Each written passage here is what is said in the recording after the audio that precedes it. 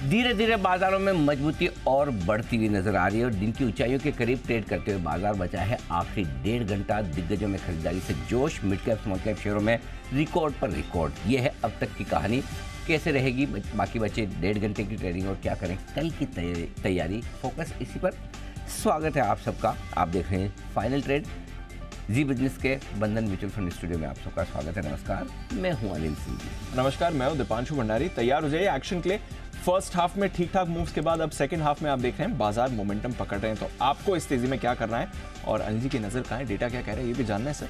अच्छा एक्शन हो रहा है अब तो सेकंड हाफ के लिए। आपने पूछा आपको इस तेजी में क्या करना है? एंजॉय करना है। एंजॉय करना है, बिल्कुल एंजॉय करना है। और कल के बड़े उदास से दिन के बाद आज एक अच्छे चेहरे पे मुस्कान लाने में खिले खिले दिन की ज़रूरत थी। मूड बेहतर हो रहा है। नहीं, थोड़ा नहीं, बहुत ज़्यादा हुआ है। थोड़ा नहीं हुआ, ज़्यादा हुआ है। और वो इसलिए हुआ है कि सेंचुरी 100 पॉइंट है, वो सेंचुरी ही निकलती है अब का। बहुत इतना जाते जाएगी आदत। हाँ, इतना दिन वर्ल्ड कप देखा तो इतना जल्दी नहीं जाएगी। तो सेंचुरी मारता हुआ निफ्टी 19,800 के करीब है। बैंक निफ्टी में भी ज़बरदस्त एक्शन है। 125 पॉइंट ये मजबूत है। ट्रिपल सेंचुरी मारता हुआ सेंसेक्स 300 पॉइंट ऊपर।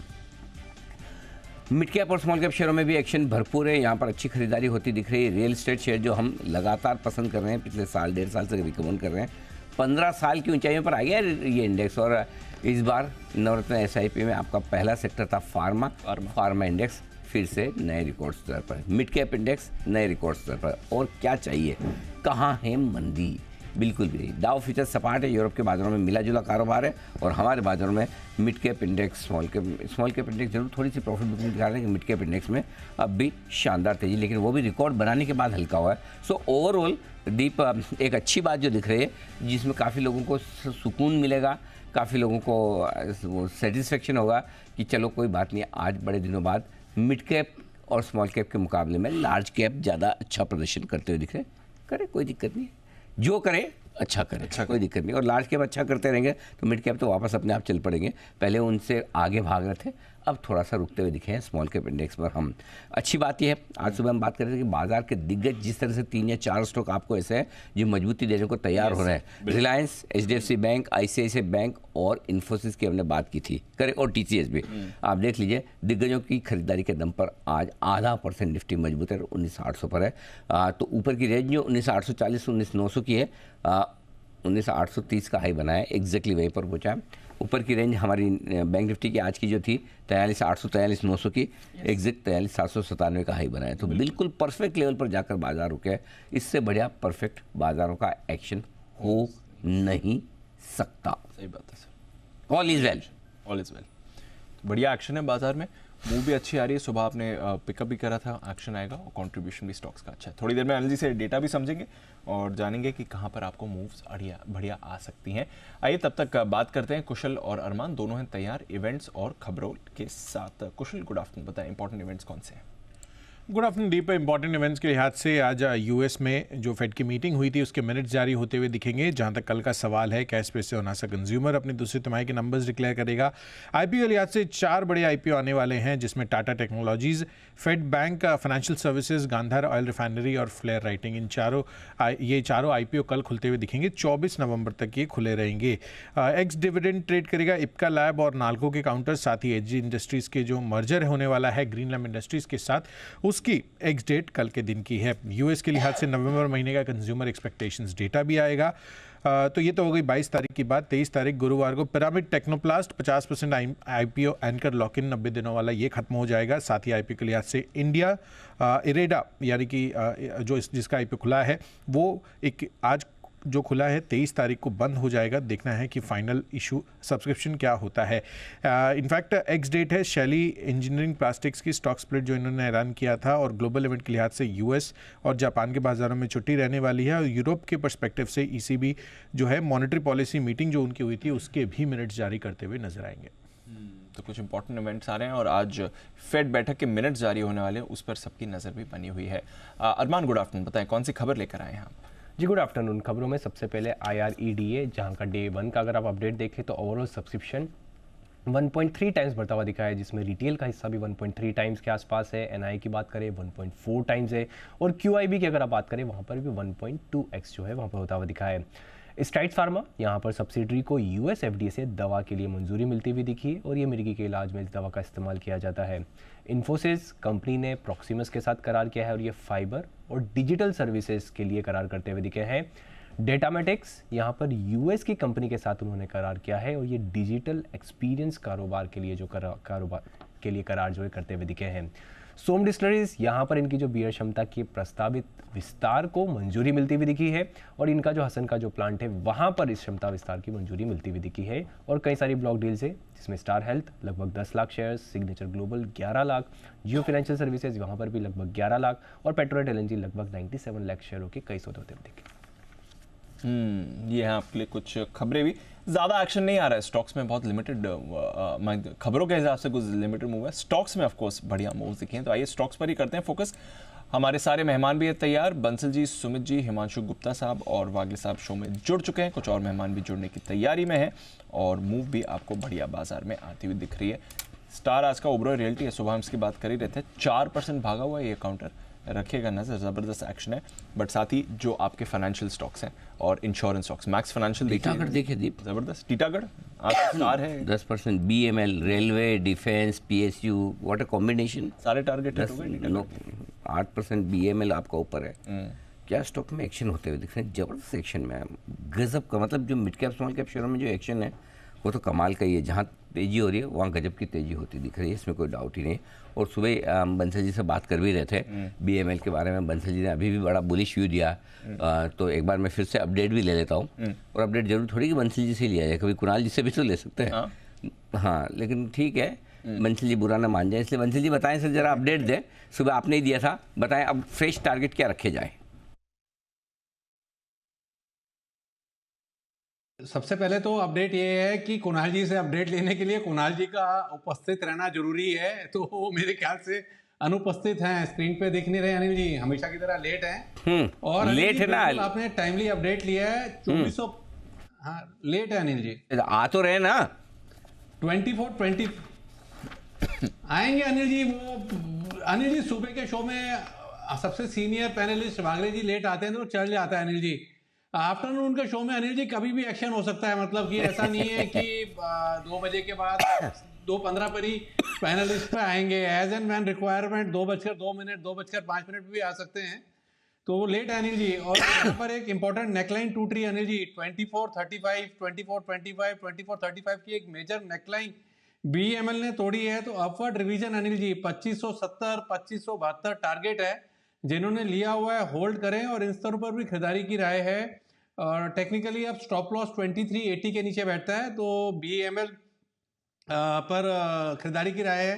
और अनिल जी यहाँ तो एकदम फ्रीडम ऑफ स्पीच मिलती है, तो एक छोटी सी रिक्वेस्ट है मेरी अरमान से, जैसे बार बार मैंने यहाँ बोल बोल के ठीक कराया अनिल जी कि लिकर को, जैसे आपके आते थे अनिल जी रिसर्च वाले शराब बोलते थे, तो मैंने बोला भाई इसको लिकर बोलो या अल्कोहल बोलो, हिंदी में शराब ठीक नहीं लगता। तो अभी वो दवा पे अपडेट दे रहे थे, तो अनिल जी मिर्गी भी सुनने में अच्छा नहीं लगता, एपिलेप्सी बोलना चाहिए अनिल जी, थोड़ा सा सुनने में ठीक लगता है अनिल जी। ये वाकई में आप ठीक करवाना चाहते हैं इसको, या आप अपनी अंग्रेजी का ज्ञान है वो बताना चाहते हैं कि मैं इतना मुश्किल नाम, इतनी मुश्किल बीमारी आसानी से अंग्रेजी में बोल सकता हूँ? अगर वो आप करना चाहते हैं तो आप अपने इरादे में सफल हुए। We are impress. तो सिंपल सी चीज है। नहीं सिंपल नहीं है बंसल जी, नहीं सिंपल नहीं है, मुझे नहीं आ रही, देखो मैं बोल के क्यों बताऊं, बंसल जी खुश रहेंगे तो बंसल जी बिल्कुल वेरी वेल डन, बहुत ही बढ़िया।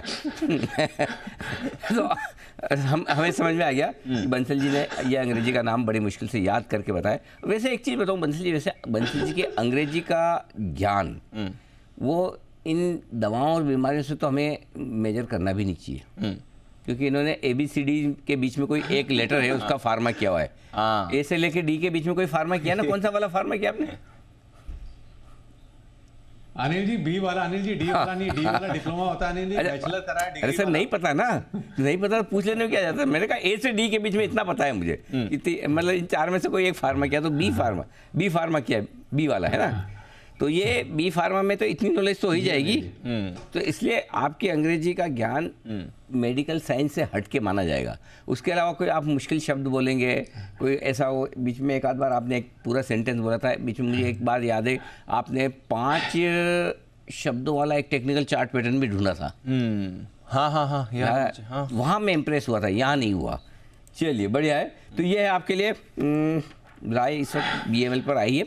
आइए बढ़ते आगे बड़ी और एक्सक्लूसिव खबर की तरफ। हमारे संवाददाता अनुवेश हमारे साथ कार्यक्रम में हो रहे हैं शामिल। नई दिल्ली से लेकर आ रहे हैं आपके लिए डिफेंस सेक्टर से जुड़ी हुई एक बड़ी और बेहतरीन खबर। अनुवेश बताएं क्या है खबर आपके पास?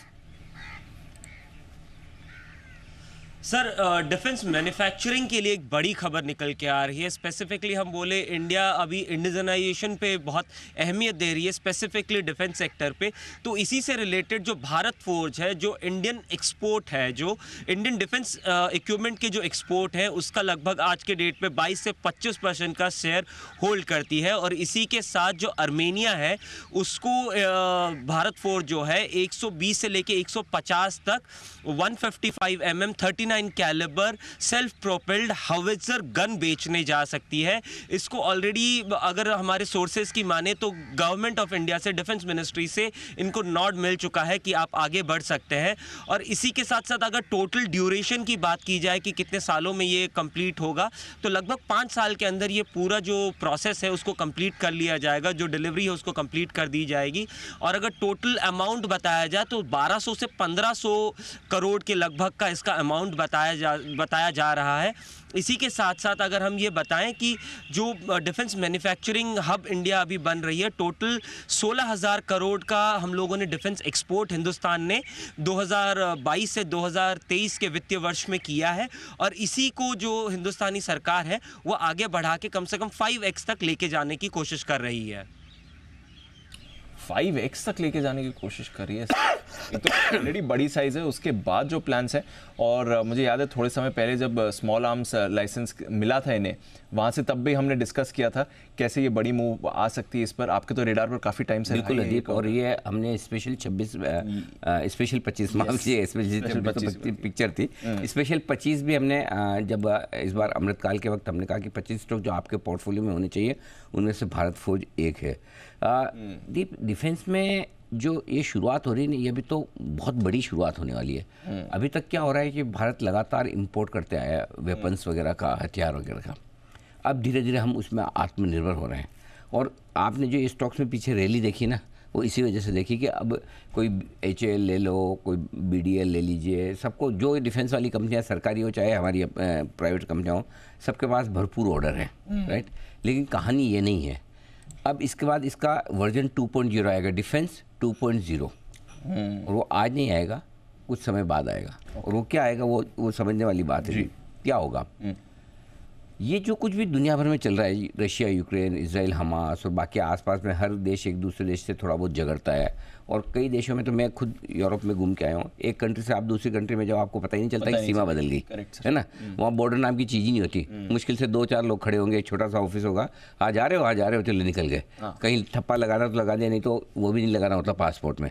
यानी कि वहाँ बॉर्डर पे आर्मी, पुलिस, इन सब चीज़ों की जरूरत। लेकिन जिस तरह से ग्लोबली माहौल बदल रहा है, अब हर कंट्री को ये समझ में आ रहा है कि हमें छोटी मोटी आर्मी की ज़रूरत है। करेक्ट। कई सारे देशों को ये खतरा है कि ये कहीं आगे चल के सिविल वॉर वाली सिचुएशन ना आ जाए।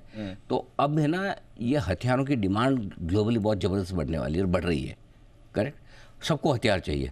अब हथियार चाहिए तो कहाँ से मिलेंगे? हथियार बेचने वाले ज़्यादा तो 1-2 ही हैं, अमेरिका प्लस 1 और 2 मोर जो पूरी दुनिया में बेचते हैं। समझो अगर हमारी हिंदुस्तानी कंपनियां जिस तरीके से बढ़ रही है, आत्मनिर्भर होने के बाद अगर ये जिस दिन एक्सपोर्ट शुरू करेंगे, हमारे एक्सपोर्ट तो कितने ही आप जोर लगा लो, अमेरिका से आधे दाम पे आराम से होंगे। हमारी कॉस्ट तो जो जिस हिसाब से हम बना रहे हैं, तो इवेंचुअली जब डिफेंस 2.0 बनेगा ना, ये एक्सपोर्ट की कहानी होगी। ये एक्सपोर्ट की कहानी होगी। हिंदुस्तान दुनिया भर में आत्मनिर्भर होने के बाद हथियार बेचेगा भी।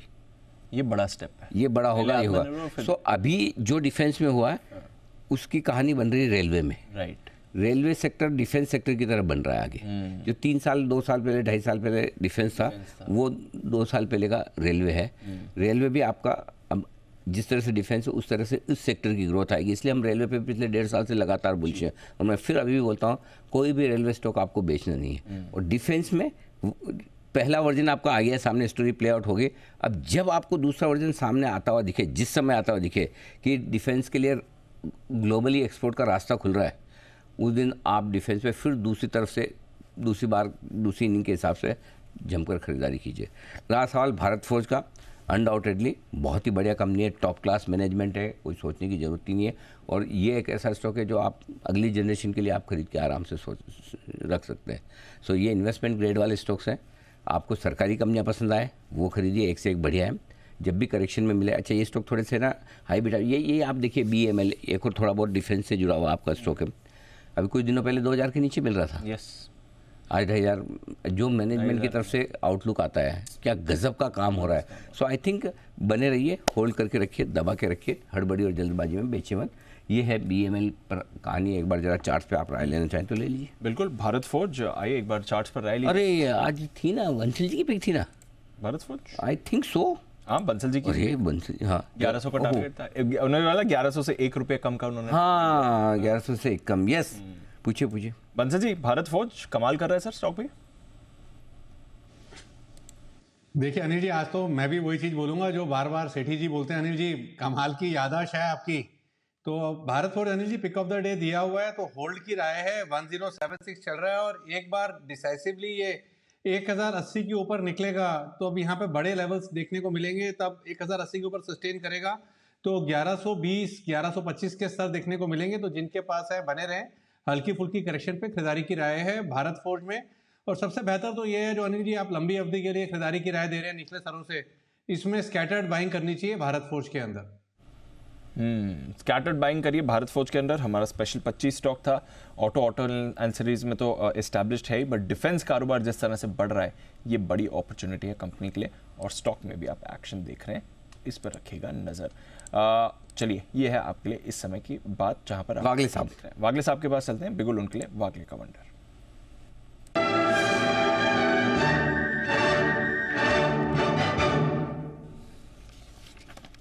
गुड आफ्टरनून वागले साहब, बताएं सर।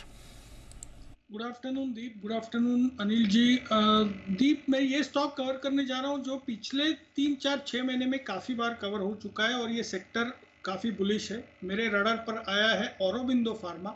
1021 to 150 का करंट भाव है। 1020 के ऊपर ये निकलता है, होल्ड करता है तो कम से कम एक 20 से 25 रुपए की मूव आनी चाहिए। तो आप यहाँ पर एंट्री करें। आपका स्टॉप लॉस 1015 का होना चाहिए, एक 7 रुपए की रिस्क होगी। ऊपर में एक 18 से 20 रुपए का आपको रिवॉर्ड है जो टाइम वाइज 1 से 2 दिनों में मिल सकता है। 1040 के टारगेट के लिए औरोबिंदो फार्मा में करें खरीदारी। 1015 का स्टॉप लॉस छोटा सा। आइए, बड़ा सा कॉल देने के लिए तैयार है सुमित जी, सुमित के सुपर हिट।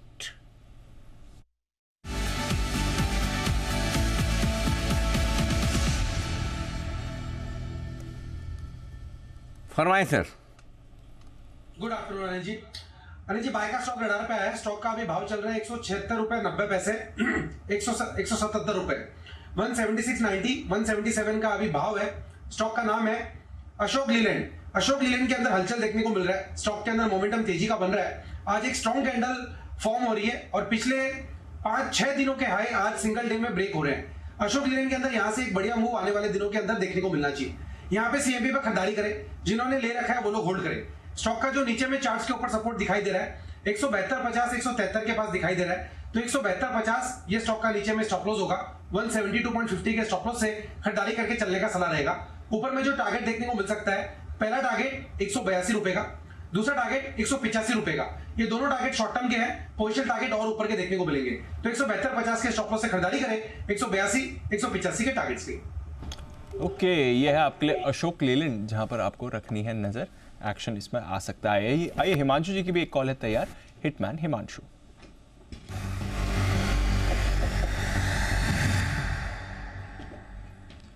हिमांशु जी बताएं सर। गुड आफ्टरनून दीप, गुड आफ्टरनून एवरीवन। दीप, अभी सुमित जी ने अशोक लेलैंड पे कॉल दिया। मुझे लगता है इस पूरे स्पेस में हलचल है और ना केवल अशोक लेलैंड पसंद है बल्कि टाटा मोटर्स में भी 2 दिन की कंसोलिडेशन के बाद फिर से एक मोमेंटम बन रहा है। मुझे लगता है टाटा मोटर्स भी यहाँ से आज और कल का व्यू लेके इस लेवल से वापस खरीदारी की जा सकती है, नए हाइज यहाँ पर बनते हुए नजर आ सकते हैं। तो टाटा मोटर्स में करंट लेवल्स पे खरीदारी करेंगे 681 682 के आसपास, 676 676 रुपए का स्टॉप लॉस लगाना है। मुझे लगता है कि 692 और 700 रुपए तक के टारगेट्स यहाँ पर कल तक आते हुए नजर आ सकते हैं। तो टाटा मोटर्स में खरीदारी करके चलने की सलाह। टाटा ग्रुप के शेयर में सुबह से है भरपूर एक्शन और इसी एक्शन को आगे बढ़ाना चाहते हैं हिटमैन हिमांशु। 681 ये है आपके लिए लेवल जिस पर खरीदारी करने की राय। 676 का स्टॉप लॉस है, 692 700 का टारगेट।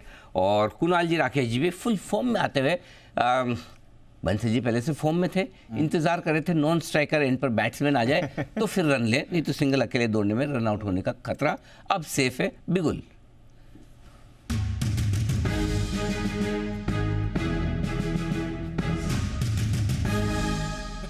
बताएं सर।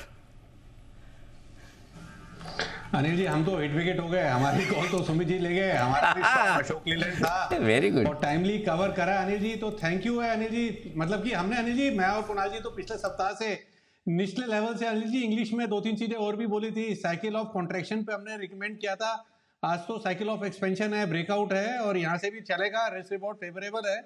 और हमने यहाँ 200 रुपए के टारगेट दिए हुए हैं, तो उन टारगेट्स के लिए सुमित जी को समर्थन है अनिल जी। तो ये है आपके लिए अशोक लेलैंड, पूरा समर्थन तो, आ रहा है। हाँ। तो कुणाल जी इस पे कोई टिप्पणी नहीं करेंगे? खाली चार्ट कॉर्नर में खाली सुमित जी जरा कहाँ है? सुमित जी जैसे चार्ट कॉर्नर की तरफ से आपको समर्थन आया तो खाली बंसल जी के समर्थन से धन्यवाद से काम चल जाएगा या दोनों का चाहिए? नहीं अनिल जी, वो जॉइंट में है तो दोनों का आना चाहिए। हाँ एग्जैक्टली हाँ। कुणाल जी फरमाइए। अनिल जी मेरा भी तन मन से अनिल जी पूरी तरह से पूरा समर्थन है अनिल जी। मैं और राकेश जी अशोक लेलैंड को कब से देख रहे हैं। मैं एक चीज इस पे और ऐड कर दूंगा जिस पर शायद किसी ने प्रकाश नहीं डाला है, वो ये है कि हाँ एक पैटर्न भी बन रहा है जिसको inverse head and shoulder pattern कहते हैं, ब्रेकआउट आता हुआ दिख रहा है। तो पूरी तरह से अनिल जी तन मन से हम लोग बिल्कुल सुमित जी के साथ। ओके सुमित जी, धन की व्यवस्था आपको स्वयं ही करनी होगी, तन और मन से इन्होंने साथ दिया जी। और अनिल जी जब दो जन साथ में होते हैं तो एक जन वर्ड्स के साथ थैंक यू बोल सकता है और दूसरे को कुछ देके थैंक यू बोलना चाहिए। हाँ डिमांड तो ठीक है, लेकिन क्या आपको दोनों में से किसी से उम्मीद है भी कि कोई देगा? ये तो धन्यवाद भी मेरे बोलने में मिल रहा है।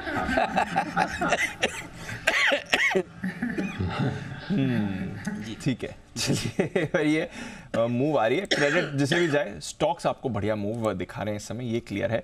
और ऑटोज की बात चलिए, एक ऑटो फाइनेंसर काउंटर भी है जो अच्छी मूव कर रहा है, श्रीराम फाइनेंस। इस पर अभी थोड़ा एक्शन दिखा था। बाकी साहब श्रीराम फाइनेंस का चार्ट देखें, एनबीएफसीज में थोड़ा मूव आ रहा है। श्रीराम फाइनेंस का चार्ट क्या कहता है सर?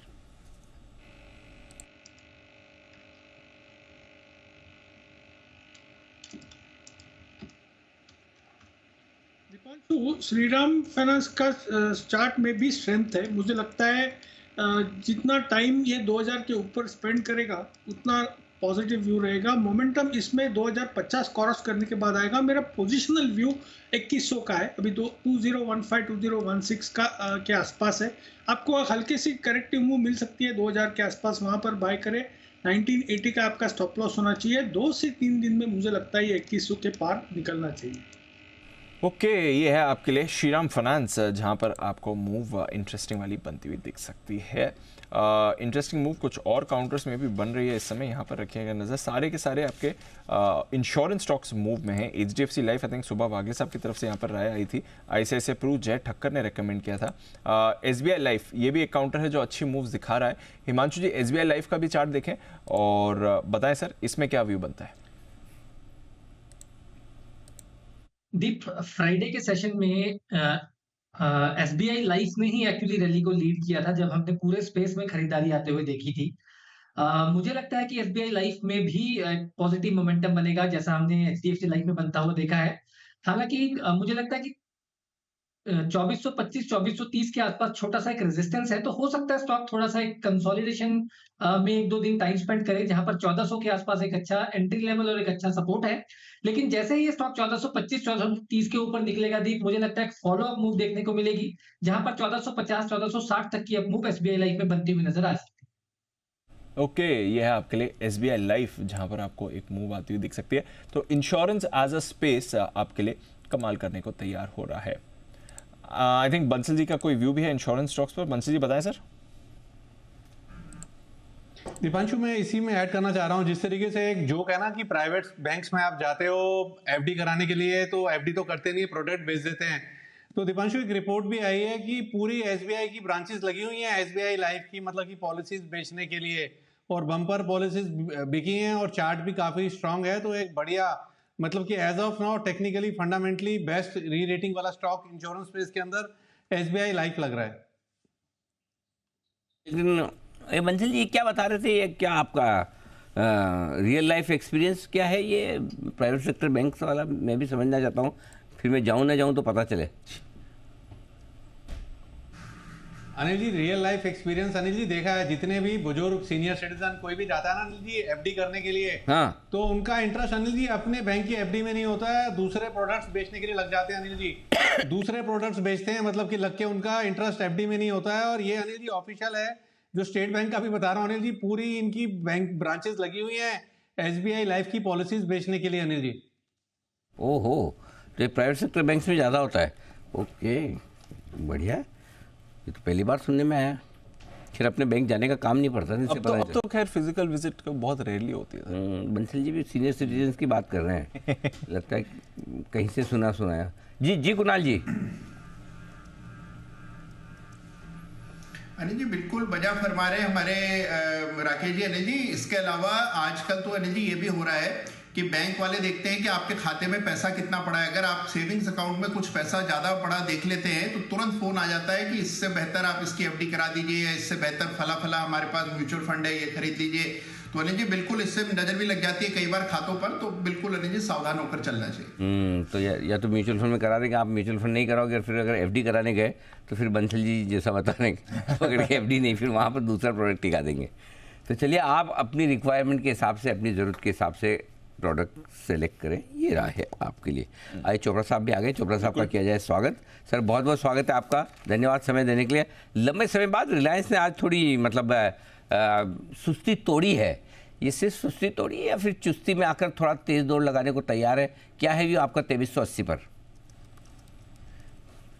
नमस्कार अनिल जी। नमस्कार। मुझे लगता है कि रिलायंस में बहुत समय से कंसोलिडेशन चल रही है। पिछले मैं लगभग 2 साल से देख रहा हूँ कि कंसोलिडेशन में स्टॉक है, और निश्चित रूप से जहाँ इसने बॉटम लगाया था 2200 कुछ रुपए का, वहाँ से जिस तरीके से वापस लौट रहा है, मुझे अच्छी संभावना लगती है कि ये एक जो गैप इसने टेक्निकल गैप छोड़ा था जो 2600 और 2720 के लगभग के बीच में है, तो ये गैप भरेगा। तो यहाँ से जो ट्रेडर्स हैं उनके लिए अच्छी अपॉर्चुनिटी है। बाजार में अगर कोई मेजर कोई प्रॉब्लम नहीं आए तो यहाँ से 200-300 रुपए का रिलायंस में चाल दिख सकती है, और रिलायंस के चलने का अर्थ यह है कि बाजार में कोई मेजर गिरावट नहीं होगी। तो अगर ऐसा हुआ तो मुझे लगता है रिलायंस स्ट्रांग लग रहा है इन ऑल पर्सपेक्टिव, तो रिलायंस में तेजी करनी चाहिए, बाइंग करनी चाहिए। आज बने रहे रिलायंस में, ये राय है आपके लिए चोपड़ा साहब की तरफ से। आइए, राय एक और दिग्गज की जानी जाए चोपड़ा साहब के बाद। चोपड़ा साहब तो हमारे देशी आदमी हैं, कुछ विदेशी लोगों की भी राय ले ली जाए, और उसमें से है गोल्डमैन, जिसने दी है एक दमदार रिपोर्ट भारतीय बाजारों पर। कितनी दमदार हैं और निफ्टी फिफ्टी के क्या टारगेट, अगर आपने नहीं सुने तो सुन लीजिए, आंखें खुली रह जाएगी। ऐसा वरुण कह रहे हैं। वरुण बताइए। तो अनिल जी, गोल्डमैन का जो टारगेट है 21,800 का है 2024 के अंत तक, निफ्टी का। हाँ, निफ्टी का। लेकिन अनिल जी, अक्सर मतलब ये एक्सपीरियंस से बता रहा हूँ कि अक्सर हमने देखा है कि जो ये टारगेट्स देते हैं ना, उसके ऊपर ही निफ्टी जाता है, उसके नीचे तो हमने कभी देखा नहीं। तो हो सकता है कि इससे ज़्यादा भी आपको लेवल निफ्टी के 2024 के अंत तक देखने मिले। यहाँ से अगर आप देखेंगे तो 10.7% के आसपास के रिटर्न्स की बात गोल्डमैन कर रहा है। पहले इनका टारगेट जो था वो जून 2024 में करीब 20,700 का था, यानी कि वहाँ से भी अगर आप देखेंगे तो 1100 रुपये ऊपर के टारगेट जो है वो अब यहाँ पे गोल्डमैन जो है निफ्टी के 2024 के अंत तक बता रहे हैं। और काफ़ी सारे तर्क इन्होंने दिए हैं। सबसे पहले इनका कहना है कि Q2 के जो अर्निंग्स है वो अच्छे रहे हैं, और आगे जाके भी जो अर्निंग्स है वो बेहतर रहने का अनुमान ये लगा रहे हैं।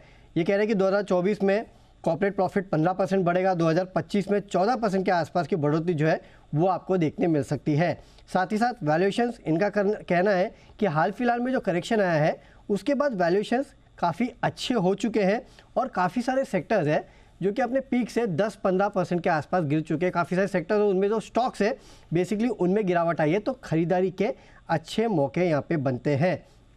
अगले साल तेज़ी के लिए इन्होंने काफ़ी सारे तर्क दिए हैं।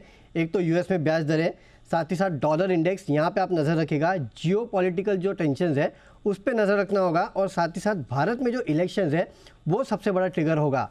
इलेक्शन के पहले अगर आप देखेंगे तो 6 महीने के लिए कंजर्वेटिव है, लेकिन इनका कहना है कि इलेक्शन के बाद अगर आप देखेंगे तो मार्केट का प्रदर्शन ज़्यादा बेहतर रह सकता है। इसके लिए अभी भी जून के 20,700 के टारगेट दे रहे हैं और दिसंबर के 21,800 के टारगेट दे रहे हैं। एक और इंटरेस्टिंग चीज़ इन्होंने कही है, ये कहते हैं कि एफपीआई जो है उनका एक्सपोजर भारतीय बाज़ारों में काफ़ी कम है। एफपीआई पैसा लगाना चाहते हैं भारतीय बाज़ार में, लेकिन एफपीआई का कहना है कि वैल्यूएशंस थोड़े बहुत स्ट्रेस्ड है, इसके लिए वो अभी भी पैसा नहीं लगा रहे और आगे शायद थोड़े टाइम तक पैसा नहीं लगाएंगे, लेकिन उनकी इच्छा ज़रूर है पैसा लगाने की। काफ़ी सारे सेक्टर्स पे बुलिश है, बैंक, ऑटो, सीमेंट, इंडस्ट्रियल और पावर सेक्टर। स्टॉक्स जो इनको पसंद है उसमें HDFC bank, Kotak, ICICI bank है, गोदरेज कंज्यूमर, डाबर, पिडिलाइट, मेरिको, ये वो स्टॉक्स है जो इनके टॉप पिक में शामिल है। और कुछ समय पहले आपको याद होगा गोल्डमैन ने भारत को ओवरवेट का कॉल भी दिया था, वहाँ अपना स्टैंड इन्होंने बदला था। और साथ ही साथ आपको एक और रिपोर्ट याद दिला दूँ, मॉर्गन स्टैनली की भी कुछ समय पहले आई थी, जहाँ पे 2024 तक सेंसेक्स का इन्होंने 74,000 का टारगेट दिया था। तो बड़े बड़े टारगेट जो है वो सेंसेक्स और निफ्टी पे अब बड़े बड़े ब्रोकरेज हाउस की तरफ से आते हुए साफ दिखाई दे रहे हैं। तो तगड़े टारगेट्स और बड़े ब्रोकरेजेस आपको दे रहे हैं बड़े बड़े लक्ष्य। सेंसेक्स पर 74,000 का टारगेट मॉर्गन की तरफ से, 21,800 का टारगेट निफ्टी पर गोल्डमैन की तरफ से। टारगेट जरा सेंसेक्स और निफ्टी पर, और लगे तो बैंक निफ्टी पर भी। चोपड़ा साहब आप भी देना पसंद करेंगे? हेडलाइन बन जाएगी, देख लीजिए, अच्छा वाला दीजिएगा। देखिए अनिल जी, 2-3 चीज़ें मैं बोलना चाहूँगा। हालांकि मैं इतने सालों से आप मुझे जानते हैं, मैं इन जनरल कॉशियस बुल हूँ। मैं ये नहीं कहूँगा कि मैं बिल्कुल ही बुलिश रहता हूँ सारे समय पर कॉशियसली बुलिश रहता हूँ। और मुझे लगता है भारतीय अर्थव्यवस्था जिस प्रकार से दुनिया में हम लोग प्लेस्ड हैं, और अभी ये भी खबरें सुनने में आई कि हम लोगों ने 4 ट्रिलियन का एक आंकड़ा टच किया जीडीपी का, तो ग्रोथ तो है। इस बार जो आप ऑटो सेल्स नंबर्स देखिए, बहुत रिकॉर्ड नंबर्स हुए हैं। दिवाली पे सेल्स देखिए, चाहे वो ऑनलाइन सेल्स हो, उनका ग्रॉस मर्चेंडाइज वैल्यू बहुत अच्छा था। तो अगर आप अर्थव्यवस्था की ओवरऑल बात करें, कुछ पॉकेट्स में प्रॉब्लम्स हैं, बट ओवरऑल अगर मैं देखूं तो सेटिस्फैक्ट्री है। बुरा कहीं पे भी ऐसा कुछ बुरा हाल नहीं लग रहा कि बहुत ज़्यादा कोई स्ट्रेस हो, ऐसा नहीं लग रहा। अक्रॉस द बोर्ड जो सेल्स हो रही हैं, जो बिजनेस हो रहा है, वो थोड़ा थोड़ा बढ़ता हुआ दिख रहा है। इस बार जो रिजल्ट सीजन भी था, मैं ये नहीं कहूँगा डिसअपॉइंटिंग था, मैं कहूँगा कि ओवरऑल ओके था। लेकिन लुकिंग एट द सिचुएशन कि हम लोग 2 जंग चल रही हैं, इन्फ्लेशन प्रेशर्स हैं, और अभी इन्फ्लेशन के नंबर्स भी थोड़े से घट के आए हैं। तो इमेजिन करिए कि अगर इन्फ्लेशन वाकई घट जाए, मुझे लगता है फूड इन्फ्लेशन खास करके सर्दियों में घट जाता है, और अगर इन्फ्लेशन काबू में रहा तो इंटरेस्ट रेट्स थोड़े और घट सकते हैं। इंटरेस्ट रेट्स के घटते ही मुझे लगता है इंडस्ट्रियल एक्टिविटी और बढ़ेगी। और जो डर है बैंकों का कि डिफ़ॉल्ट रेट्स बढ़ जाते हैं हायर इंटरेस्ट रेट्स पे, तो ये सब लॉजिक मुझे लगता है इस बात के पीछे कि बाजार ऊपर जा सकते हैं। और अभी तक हमने जो लार्ज कैप्स हैं, हमने अभी तक कोई रिलायंस में तेज़ी नहीं देखी, हमने आईटीसी में तेज़ी नहीं देखी। अगर आप जो निफ्टी के 10 दिग्गजों को उठा लें, चाहे वो एचडीएफसी हो, कोटक बैंक हो, रिलायंस हो, आईटीसी हो, इन कंपनीज को अगर आप उठा लें तो कहाँ पे अभी हमने तेज़ी देखी है। तो अगर ये चलने शुरू होंगे तो निश्चित रूप से जो गोल्डमैन टारगेट दे रहा है तो बहुत बहुत बहुत संभव है। तो निश्चित रूप से अनिल जी, मैं कॉशियसली बुलिश हूँ। मेरा ये मानना है कि कहीं ये लड़ाई भी थमेगी जो इजराइल और पैलेस्टाइन के बीच में चल रहा है। कुछ लोग बात कर रहे हैं ट्रूस की, और अगर ऐसा हो जाता है तो मुझे लगता है कि कुछ अच्छे संकेत होंगे। क्रूड में भी नरमी आई है। क्रूड जिस तरीके से उबल रहा था, लोग कह रहे थे 120 चला जाएगा, मगर वहाँ से गिरावट हो गई, तो ये भी एक अच्छी बात है। चाइना में भी सुधार देखने को मिल रहा है। तो ग्लोबली मैं कहूँगा कि सुधार होने के चांसेस ज़्यादा हैं, यहाँ से बिगड़ने के कम। एक थ्रेट ये लगता है मुझे कि जिस प्रकार के इंटरेस्ट रेट्स हैं यूएस में, कोई बड़ा बैंक या कोई गलत खबर उस तरीके से ना आ जाए बैंकों को लेके। वहाँ पर डिफ़ॉल्ट रेट्स क्रेडिट कार्ड के और हाउसिंग के थोड़े सुनने में आ रहे हैं। तो ये एक ज़रूर थोड़ा सा डर है। तो मैं कॉशियसली बुलिश हूँ। मुझे लगता है कि यहाँ से चीज़ें खराब नहीं हुई तो अच्छी निश्चित रूप से हो जाएंगी। जिस तरह से भारत की ट्रेजेक्ट्री है, जो गोल्डमैन के टारगेट हैं, वो बहुत बहुत संभव है के लिए बाजारों पर चोपड़ा साहब की तरफ से। लेकिन राय स्टॉक्स पर भी तो जाननी जरूरी है। सेठ साहब बताएंगे अपनी सदाबहार पिक्स।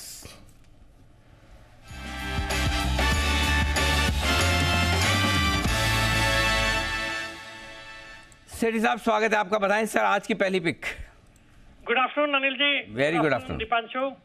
अनिल जी, पहली पिक देने से पहले कल वाला स्टॉक का जिक्र करना चाहूंगा। कल इस समय मैंने मैथन अलॉयज रिकमेंड किया था 1036 के लेवल पे, 1100 के टारगेट दिए थे। आज के हाईज है 1129 के, अभी भी स्टॉक 1117 पे है, तो टारगेट्स भी अचीव हो गए। स्टॉक आज 7% ऊपर है, तो इस तरह की तेजी हुई है।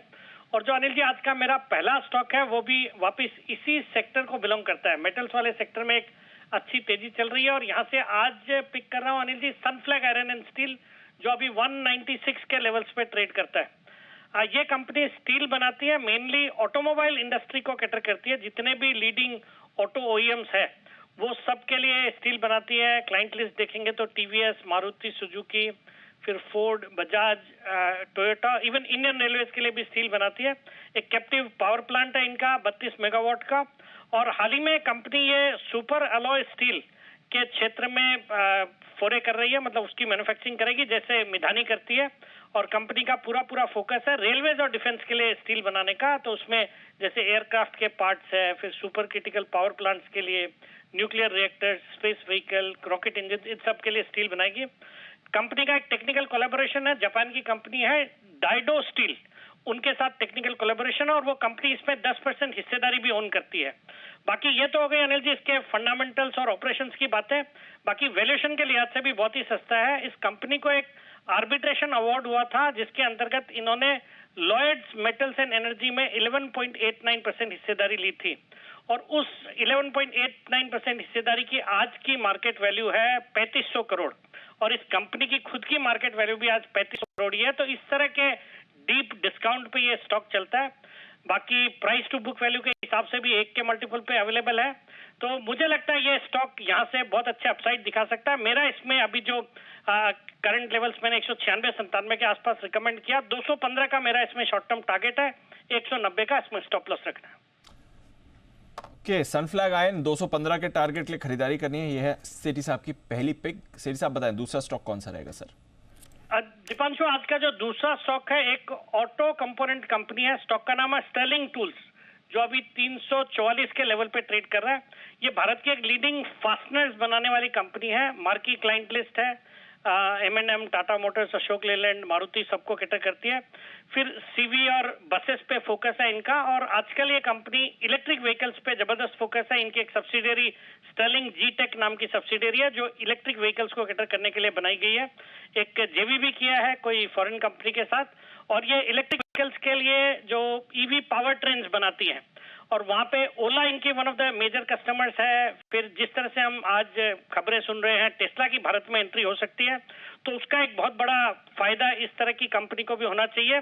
और बाकी फंडामेंटली एक मजबूत कंपनी है और इसमें भी एक जापान की कंपनी है जो कि वहाँ की एक लीडिंग फास्टनर मैन्युफैक्चरर है, मेडो कंपनी नाम है उनका, MEIDOH, वो इसमें 5% हिस्सेदारी रखती है। फिर HSBC स्मॉल कैप फंड भी अराउंड 4.66% स्टेक ओन करता है। तो एक अच्छी क्वालिटी की ऑटो कंपोनेंट कंपनी है जिसमें खरीदारी करने की सलाह for a target of 375, stop loss of 340। 370 के टारगेट के लिए करें खरीदारी स्टर्लिंग टूल्स में। ये राय आपके लिए सेठी साहब की। धन्यवाद सेठी साहब, दोनों ही बेहतरीन पिक्स के लिए। आइए 2:30 बजे की स्टडी तैयार है, उससे पहले तैयार है नितिन जी निफ्टी के निशानेबाज।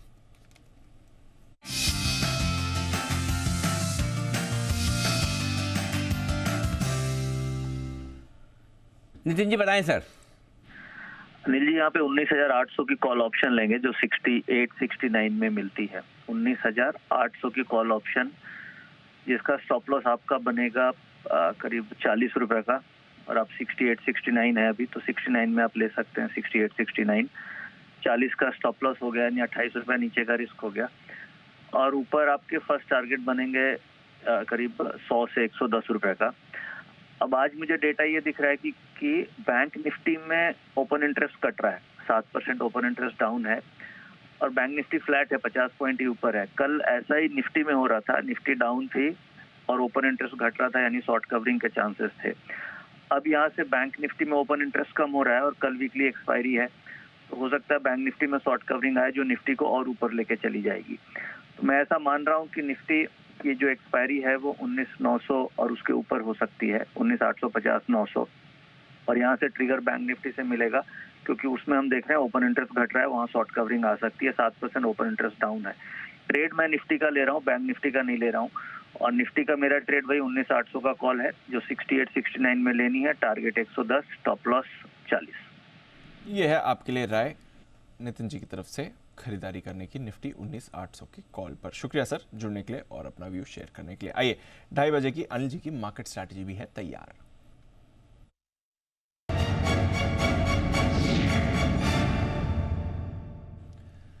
ग्लोबल मार्केट्स में कुछ खास चल नहीं रहा है जी। 50 पॉइंट नीचे आपको डाउ फ्यूचर्स दिखेंगे, नैस्डैक फ्यूचर्स भी आपको एकदम फ्लैट ट्रेड करते दिख रहे हैं।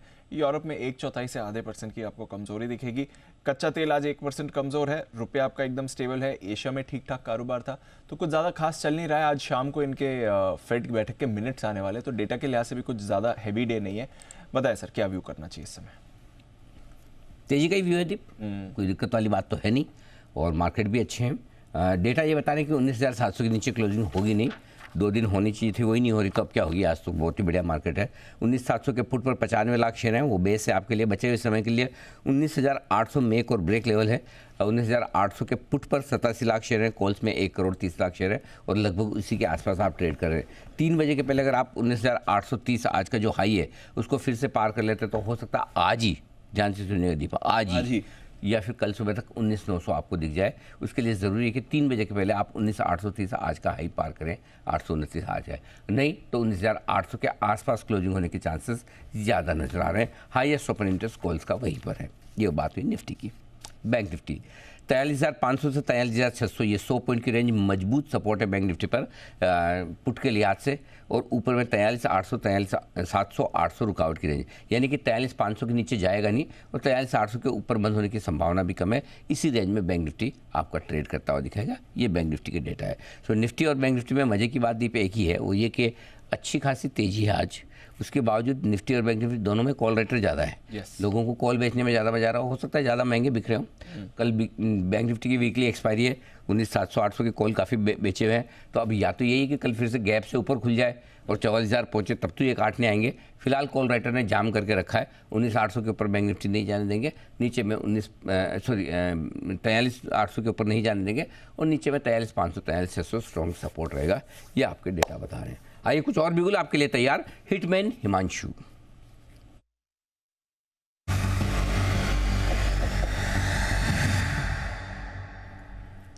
बताएं सर।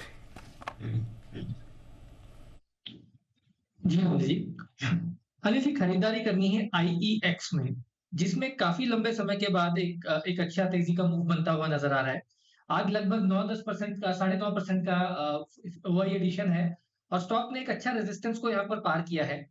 लगभग 76 लाख शेयर 140 की स्ट्राइक की कॉल में ट्रैप्ड है, तो मुझे लगता है classic case of short covering बनता हुआ नजर आ सकता है। IEX में खरीदारी करेंगे, 139 का स्टॉप लॉस, 146 और 148 रुपए के 2 टारगेट जो कि मुझे लगता है कल तक देखने को मिल सकते हैं। IEX में एक लॉन्ग ट्रेड इनिशिएट करके चलने की सलाह है। IEX ये है स्टॉक जहां खरीदारी करने का है। कल सचिन जी मेरे ख्याल से कल I think pick of the week में बंसल जी था। बंसल जी, हाँ। और उसके बाद में आई थिंक दो जिन्होंने एक साथ 2 आए थे, तो मैंने वही कहा था, मैंने कहा क्या बात है, सबको आई स्टॉक बड़े पसंद आ रहे हैं। तो मेहुल जी का आयर भी इंफ्रा आया था। ना आगे है कुछ तो आएगा, मैं बताता हूँ, मैं ढूंढता हूँ। तब तक एक काम करते हैं, वागले साहब के लिए एक बिगुल, वागले का बंडल।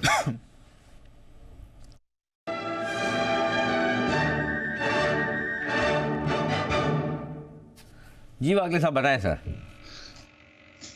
अनिल जी, हिमांशु जी बाजी मार गए, मेरा भी स्टॉक यही था, तो मेरा भी टारगेट 150 का है और एंट्री अगर आपको 142, 142.50 में मिलता है तो वो बेटर है। स्टॉप लॉस 140 के नीचे। ओके, तो ये है वो आपके लिए राय IEX पर। इस बीच बंसल जी, बाजी तो बंसल जी ने मारी, आप दोनों ने मारी है, मतलब आपने थोड़ी मारी होगी बीच बीच पीछे, लेकिन ज़्यादा बंसल जी ने मारी। क्यों बंसल जी? अनिल जी, बाजी आपने मारी, मैंने कल आइडिया और IEX बोला था। हाँ। आई के सारे पसंद आ रहे हैं और आपने 2-4 सवाल अनिल जी और टफ वाले, आउट ऑफ सिलेबस वाले पूछ लिए थे। मैं सोच रहा था, मैंने कल किसको 2 एक साथ आई पूछा था। हाँ। अब मैंने कहा बंसल जी बोलते कि नहीं बोलते हैं, फिर आखिर में मैंने पकड़ लिया। तो बिल्कुल परफेक्ट है। IEX कल बंसल जी की तरफ से 138 पर रिकमेंडेशन आई थी और स्टॉक धीरे धीरे मजबूत बनता हुआ दिख भी रहा है। बिल्कुल, आईएक्स में एक्शन है। पावर और पावर सेक्टर से जुड़े स्टॉक्स में वैसे भी एक बढ़िया मूव आ ही रही है। आज आरईसी पीएफसी थोड़े चुप बैठे हैं, बट यहाँ पर भी आपको एक्शन यूजुअली अच्छा ही देखने को मिलता है। आज थोड़ी नरमी में ये बैठे हुए हैं, कुछ ज़्यादा काउंटर्स में एक्शन नहीं आ रहा है। बट आज इंडस टावर्स और आइडिया कल की मूव के बाद आज ये थोड़े सुस्त होते हुए दिखे। देखते हैं यहाँ से कैसी मूव इस पर आएगी। बट मुंबई के रियल एस्टेट स्टॉक्स में अच्छा एक्शन है। चोपड़ा साहब, स्पेशली ओबरॉय रियल्टी हो गया, गोदरेज प्रॉपर्टीज हो गया, मैक्रोटेक डेवलपर्स हो गया, जो Mumbai based real estate stocks हैं, यहाँ पर पिछले कुछ दिनों में अच्छा एक्शन बना है। ओबरॉय रियल्टी ने आज एक नया लग्जरी प्रोजेक्ट भी लॉन्च किया थाने में, और कल हमने देखा था मैक्रोटेक एक्सपैंड कर रहा है। बाकी शहरों में हम देख रहे हैं ओबरॉय रियल्टी ने गुड़गांव में लैंड पार्सल खरीदा है, और पूर्वांकरा अब मुंबई में रीडेवलपमेंट प्रोजेक्ट्स कर रहा है। तो जो रीजनल प्लेयर्स हैं वो अब अपना फुटप्रिंट थोड़ा और एक्सपैंड कर रहे हैं। इस पर भी एक जरा अपनी राय दें सर।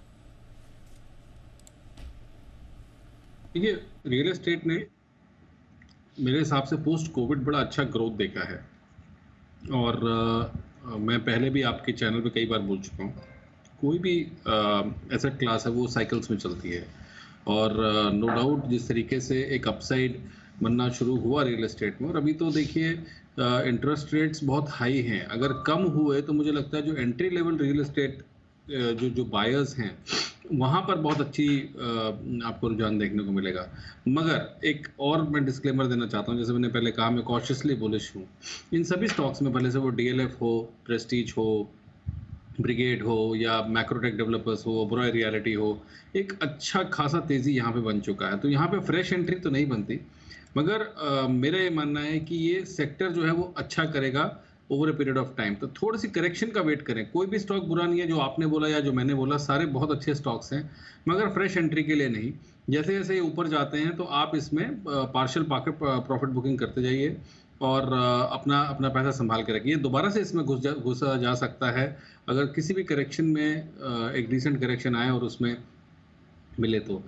मगर फिलहाल मैं रियल एस्टेट सेक्टर में एंट्री करने के लिए तो बिल्कुल भी रिकमेंड नहीं करूंगा, और जो भी अगर आप करें भी एंट्री तो तभी करें जब थोड़ा सा आपको करेक्शन मिले, और टॉप रैंक कंपनीज में करिए। आप गोदरेज प्रॉपर्टीज में, या जैसे डीएलएफ में, या प्रेस्टीज में, या ब्रिगेड में, या मैक्रोटेक डेवलपर्स हैं, वो इन कंपनीज में आप निवेश करें। एक और पॉइंट मैं बोलना चाहता हूं कि काफ़ी जो इन्वेंट्री का हैंगओवर था वो ख़त्म हो चुका है बहुत सारे बिल्डर्स का, जो वो इन्वेंट्री कैरी कर रहे थे कई सालों से। तो पिछले 2-3 सालों में हमने देखा कि इन्वेंट्री काफ़ी हद तक लाइट है, और बहुत ज़्यादा भी ओवरहैंग नहीं है इन्वेंट्री का। तो हाथ में उनके पैसा है, और निश्चित रूप से जो उन्होंने पहले इन्वेंट्री बिल्ड करी थी जब लोहे के प्राइसेस, सीमेंट के प्राइसेस कम थे, तो प्रॉफिटेबिलिटी अब दिखाई दे रही है बुक्स में। तो ये it is going to result into more acquisitions, और एक्वायर भी करे जाएंगे नए प्रोजेक्ट्स, और नए प्रोजेक्ट शुरू भी किए जाएंगे, लैंड पार्सल्स खरीदे जाएंगे, जैसे आपने अभी बोला दिल्ली में और एनसीआर में लैंड पार्सल्स खरीद रहे हैं।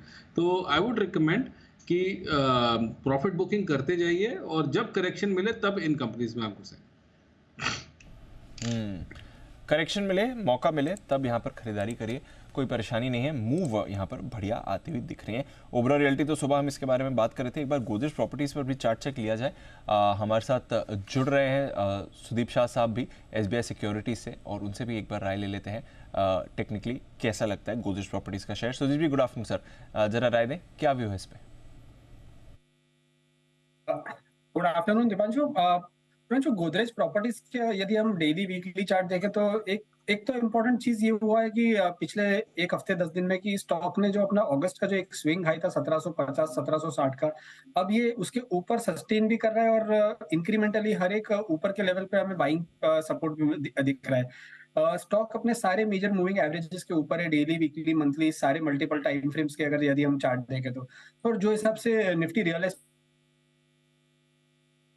का चार्ट है, मुझे लग रहा है यहाँ से और 7-8% की तेजी रियल एस्टेट के इंडेक्स में मुझे लग रही है। तो ये जो टॉप स्टॉक्स है गोदरेज प्रॉपर्टीज, ओबरॉय रियल्टी, यहाँ पे मुझे लग रहा है यहाँ आने वाले कुछ सेशंस में भी एक अच्छा तेजी का माहौल रह सकता है, हल्का फुल्का कंसोलिडेशन रह सकता है, पर ओवरऑल स्ट्रक्चरली मुझे लग रहा है ये बुलिश है। और 1840 का एक सपोर्ट कहे या स्टॉप लॉस कहे, उसके सामने 1980 से लेकर 2020 का लेवल आते हुए मुझे दिख रहा है गोदरेज प्रॉपर्टीज में।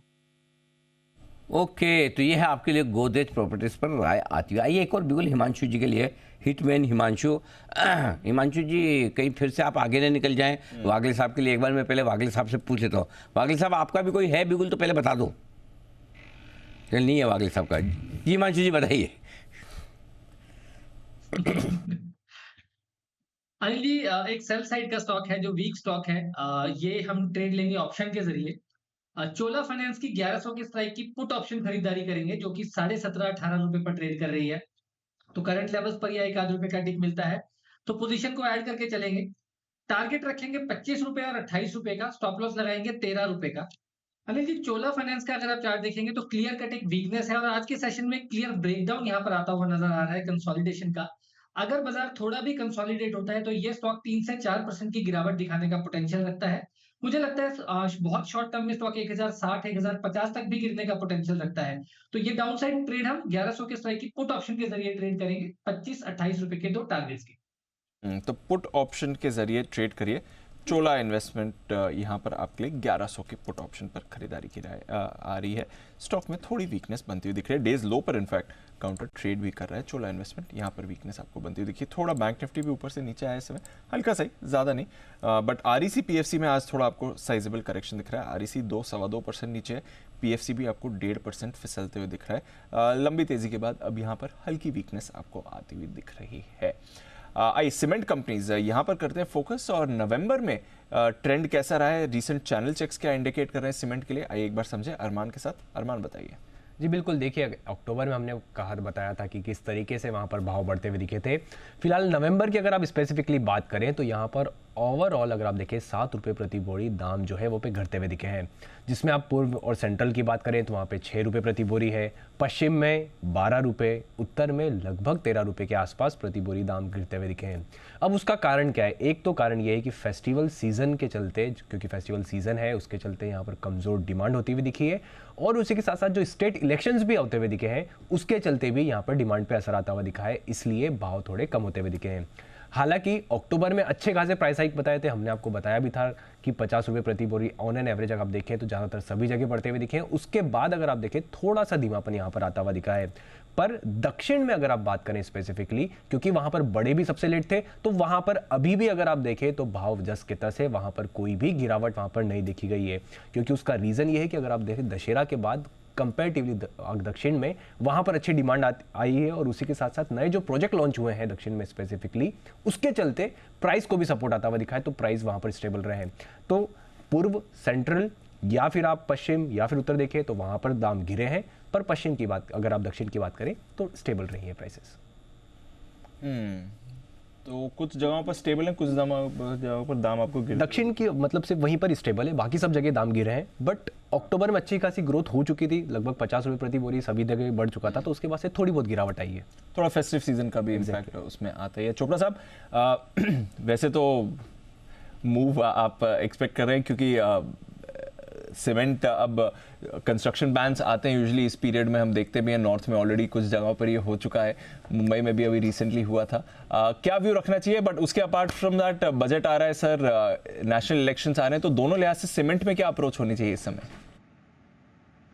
दीप, मुझे लगता है कि काफ़ी सारे प्रोजेक्ट्स जो हैं वो जो चल रहे हैं उनकी स्पीड बढ़ेगी, और आने वाले 6 महीनों में थोड़ा सा देखिए पोल्यूशन का एक फैक्टर है आई वुड से, और ये फैक्टर आने वाले मुझे लगता है 15 से 20 दिनों तक और थोड़ा दुखी करेगा। उसके बाद चीज़ें जनरली सॉर्ट आउट हो जाती हैं वंस यू एंटर मिड दिसंबर, तो ये जो कंस्ट्रक्शन बैन्स हैं वो ख़त्म हो जाते हैं।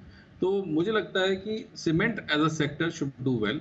काफ़ी सारा बजट आउटले है जो कि मानसून के दौरान काम नहीं हो पाता है, तो इन 2 तिमाहियों में अच्छा काम होना चाहिए ऑन द ग्राउंड।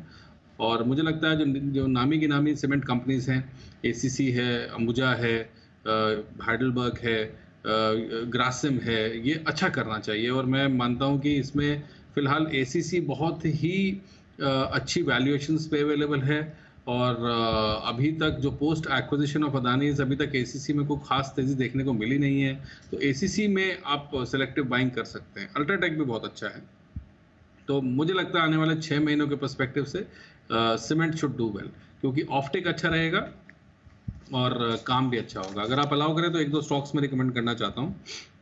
चोपड़ा साहब की तरफ से रिकमेंडेशंस भी आ रही है। बिगुल? हाँ बिगुल, चोपड़ा साहब कौन सा वाला चाहिए? हमारे पास 2-3 तरह के हैं सर बिगुल। एक हमारे पास स्पेशल पिक नहीं, हमको तो आप ही अच्छे लगते हैं सर। हमारे पास स्पेशल पिक का है। हाँ, 2-3 रिकमेंड करना चाहूँगा। अरे बिल्कुल सर, बार बार लगातार देखो, किसी की तरफ से कोई ऑब्जेक्शन भी नहीं है, सब अपने अपने रिकमेंड करके आराम से बैठे हैं। अब कोई चाय पी रहा है, कोई 3:30 बजे का इंतजार कर रहा है। So take your own sweet time. Bigul Chopra साहब के लिए स्पेशल पिक का।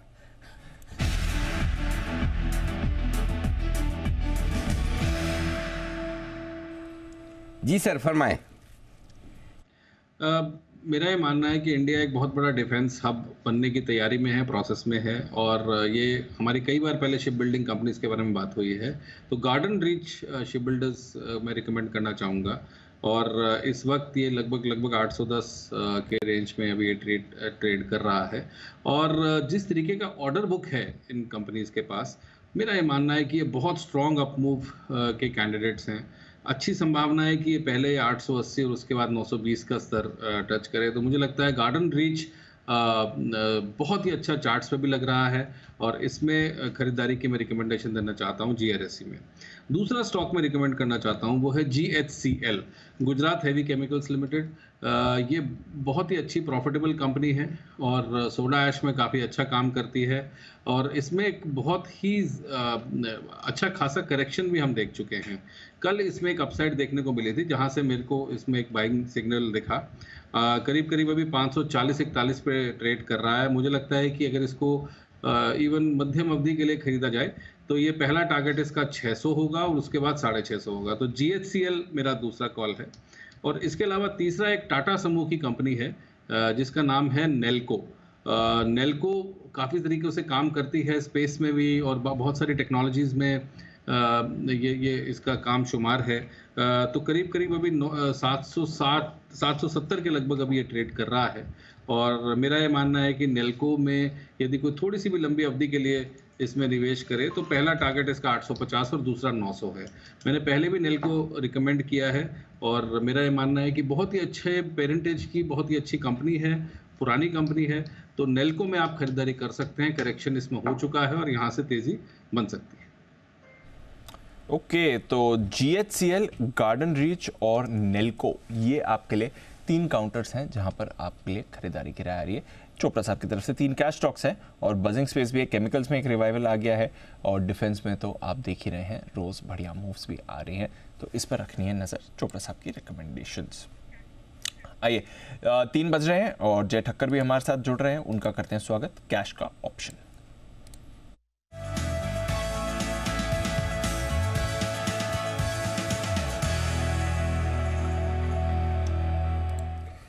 स्वागत है जय, गुड आफ्टरनून। बताएं क्या है रीडिंग इस समय बाजार की, क्या करना है? Hi, very good afternoon to you Deep, and very good afternoon to you Anil ji. Deep, morning में 19,800 का कॉल दिया था, मंथली एक्सपायरी का। अच्छा मूव देखने मिला, 133 रुपए से 180 तक का मूव देखने मिला वहाँ पे। दीप, ये हाई लेवल से थोड़ी बहुत जो प्रॉफिट बुकिंग आई है, आई मीन ऑब्वियसली 19,800 के आसपास से निफ्टी ट्रेड कर रहा है। Mainly it has come because bank Nifty high levels पर सस्टेन नहीं कर रहा। बैंक निफ्टी थोड़ा साइडवेज हो गया है, बैंक निफ्टी साइडवेज रह भी सकता है। ओवरऑल रेंज बैंक निफ्टी की जो है 43,300, 500 डाउन साइड, ऊपर 44,000 बहुत ही क्लियर रेजिस्टेंस है। तो ये बैंक निफ्टी की बहुत ही क्लियर रेंज बनी हुई है 1-1.5% की। बट निफ्टी का डेटा क्लियरली पॉजिटिव है, इसीलिए यहाँ पे अब एक और out of the money option में ट्रेड करने की सलाह दूंगा। 19,850 का कॉल खरीदे मंथली एक्सपायरी का। ये आपको ट्रेड करते हुए मिलेगा 116-117 के रेंज में। सो 116-117 के रेंज में दीप आप खरीदे 19,850 के स्ट्राइक का call option with a stop loss of 74, targets of 167 and 182। ये 2 टारगेट्स के लिए आप 19,850 का निफ्टी का कॉल करें।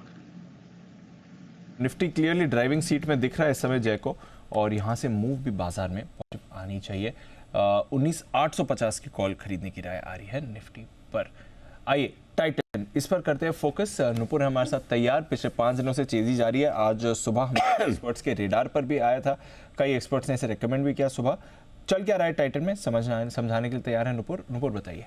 बिल्कुल लगातार तेजी देख रहे हैं हम टाइटन में, और आज भी देखेंगे तो स्टॉक ऑल टाइम हाई पे आपको ट्रेड करता हुआ दिखेगा। 3 लाख करोड़ से ज़्यादा का मार्केट कैप अब इस कंपनी का होते हुए दिखा। आज सुबह CLSA की तरफ से पॉजिटिव रिपोर्ट आई थी, जहाँ पे उन्होंने बाई की रेटिंग के साथ जो लक्ष्य है वो बढ़ाते हुए नजर आए थे। पहले लक्ष्य था 3948 का, वो बढ़ा के अब 4029 रुपये का लक्ष्य कर दिया है। मौजूदा भाव से अगर आप देखें तो 19% का अपसाइड फिलहाल CLSA को यहाँ से नजर आता है। CLSA का कहना है कि मैनेजमेंट का जो गाइडेंस था Q2 के बाद वो काफ़ी स्ट्रॉन्ग था, जिसकी वजह से CLSA की तरफ से भरोसा बढ़ते हुए अब टाइटन पे नजर आ रहा है। CLSA का मानना है कि FY 23 से 26 तक का एस्टिमेट देखें तो वहाँ पे टाइटन की जो ग्रोथ होगी वो बहुत स्ट्रॉन्ग होगी। सिग्निफिकेंट ग्रोथ की एक्सपेक्टेशन के साथ जो टारगेट प्राइस है वो CLSA ने रिवाइज किया। स्टोर एक्सपेंशन के चलते ग्रोथ को सहारा मिलता हुआ दिखेगा। FY 27 में ज्वेलरी कारोबार जो है कंपनी का कंसोलिडेटेड लेवल पे उसकी आय करीबन 86,000 करोड़ से ज़्यादा की होती हुई नजर आ सकती है, ऐसा अनुमान CLSA लेके चल रहा है। कंपनी की जो लग्जरी ब्रांड है जोया, उसका भी कारोबार में फिलहाल 4% का हिस्सा है, वो भी आगे चल के डबल होता हुआ दिखेगा, 8% हो जाएगा।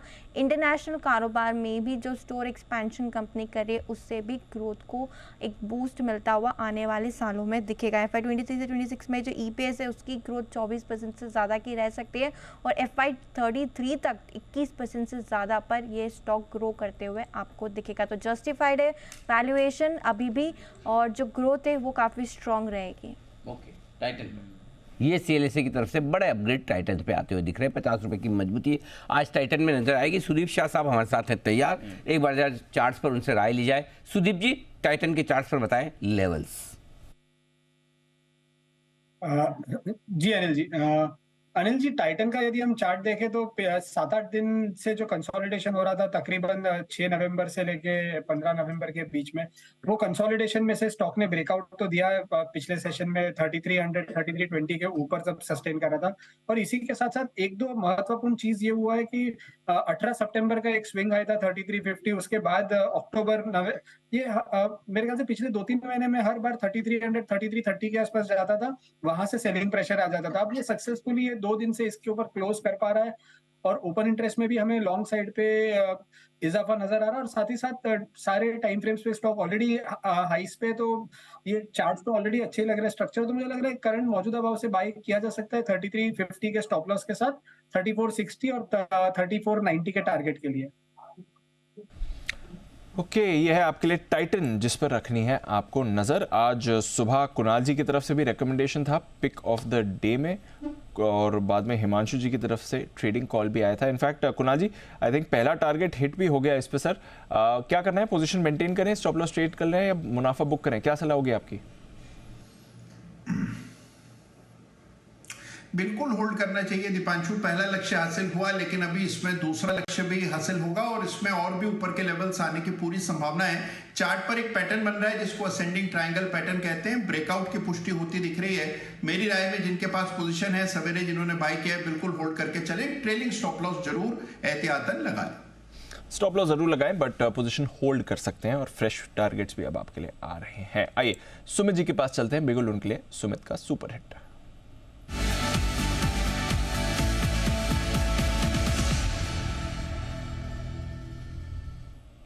बताएं सर। जो बाय का स्टॉक अभी रडार पे है, स्टॉक का अभी भाव चल रहा है 165 रुपए 165 रुपए 20 पैसे। 165.20 का अभी 165.20 का अभी भाव है। स्टॉक का नाम है वेल्सपन इंडिया। वेल्सपन इंडिया के अंदर मोमेंटम तेजी का बना हुआ है। स्टॉक एक तेजी के ट्रेंड के अंदर में है। एक तेजी के ट्रेंड के बाद स्टॉक ने 2-3 दिनों का थोड़ा सा साइडवेज मूव दिखाया, अभी वापस से ऊपर का मूव दिखाने को तैयार है। यहाँ पे CMP पे खरीदारी करें, जिन्होंने ले रखा है वो लोग होल्ड करें। स्टॉक का जो नीचे में चार्ट्स के ऊपर सपोर्ट दिखाई दे रहा है 160 रुपए 161 रुपए के पास दिखाई दे रहा है, तो 160 का स्टॉप लॉस लगा के वेल्सपन इंडिया में खरीदारी करके चलने का सलाह रहेगा। ऊपर में जो टारगेट देखने को मिल सकते हैं 171 का इसका पहला टारगेट होगा, 175 का इसका दूसरा टारगेट होगा। ये दोनों शॉर्ट टर्म के टारगेट है। पोजिशन टारगेट में स्टॉक और ऊपर का मूव दिखाएगा। 160 के स्टॉप लॉस से खरीदारी करें, 171 175 के टारगेट्स के लिए। ओके, 171 175 के होंगे टारगेट्स, खरीदारी करनी है वेल्सपन इंडिया, ये है सुमित जी की राय। मूव इस पर भी आ रही है। कैश मार्केट में थोड़ी नजर रखिए, स्पेशली मिड कैप कुछ काउंटर्स हैं जो अच्छी मूव दिखा रहे हैं आज। बाय द वे सारे इंश्योरेंस स्टॉक्स में अच्छी मूव आ रही है। जो एफएनओ स्पेस के इंश्योरेंस स्टॉक्स है वहां पर तो हमने नजर डाली थी, बट कुछ और कैश स्पेस के इंश्योरेंस काउंटर्स हैं वहां पर अच्छी मूव आ रही है। न्यू इंडिया एश्योरेंस ये 6.5% ऊपर आपको दिख रहा है, अच्छी मूव इसमें भी बनी हुई है। जरा सुदीप जी न्यू इंडिया एश्योरेंस का भी चार्ट देखें और पिछले कुछ मिनटों में एक फ्रेश मूव भी आती हुई दिख रही है, क्या राय बनानी चाहिए सर इस पे?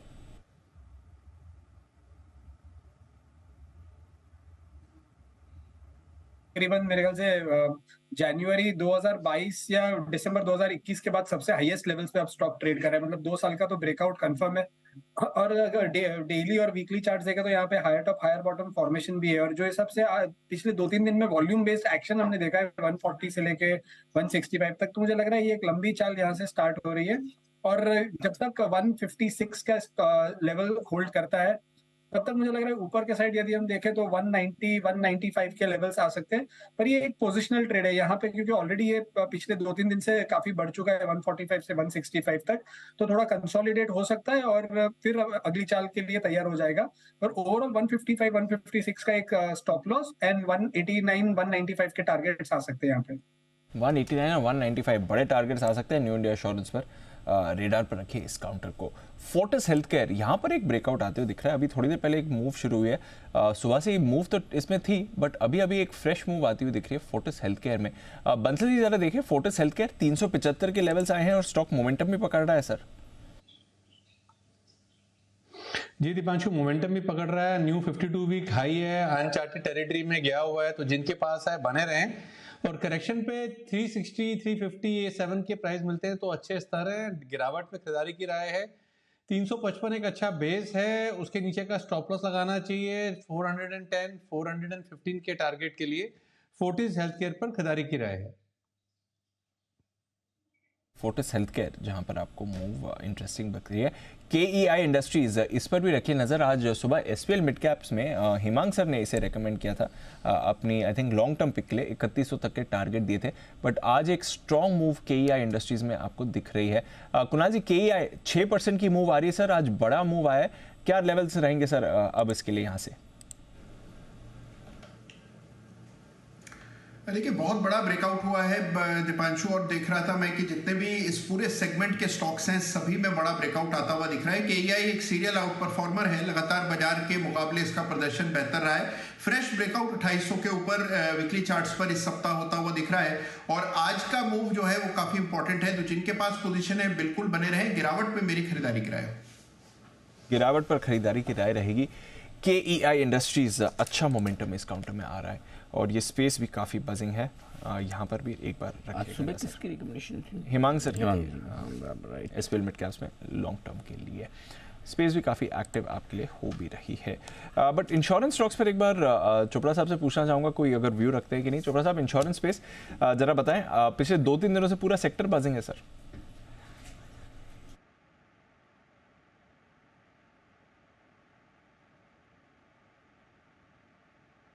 ऑडियो म्यूट हो गया सर चोपड़ा साहब आपका। सॉरी, पूरे के पूरे सेक्टर में मुझे जो मेरी पहली चॉइस है वो HDFC लाइफ है, और जिस तरीके के कॉर्पोरेट गवर्नेंस है HDFC का, मुझे लगता है कि HDFC लाइफ वेल प्लेस्ड है और यहाँ से भी एक अच्छी तेज़ी बन सकती है। आपको 700 का स्तर भी यहाँ से दिखेगा। SBI लाइफ में ऑलरेडी हम तेज़ी देख चुके हैं, हालांकि SBI भी मुझे बहुत अच्छा लगता है। तो HDFC लाइफ और ICICI प्रू लाइफ, ये दोनों कंपनीज हैं जो मुझे इस समय इन लेवल्स पे भी बहुत अच्छी लगती है और यहाँ से एक अच्छा रिटर्न इनमें देखा जा सकता है। तो अच्छी संभावना है ICICI प्रू आपको 600 को क्रॉस करता हुआ दिखे, और HDFC लाइफ में भी एक अच्छी तेजी बन सकती है। तो मेरे को भी अच्छा लगता है सेक्टर मीडियम टर्म के पर्सपेक्टिव से। बढ़िया लगता है मीडियम टर्म के लिहाज से। लाइफ इंश्योरेंस कंपनियों पर हैं बुलिश और पॉजिटिव चोपड़ा साहब। सुदीप शाह साहब किस पर बुलिश या बेरिश है ये तो हमें पता नहीं, पता चलेगा ब्यूल के बाद। BTST।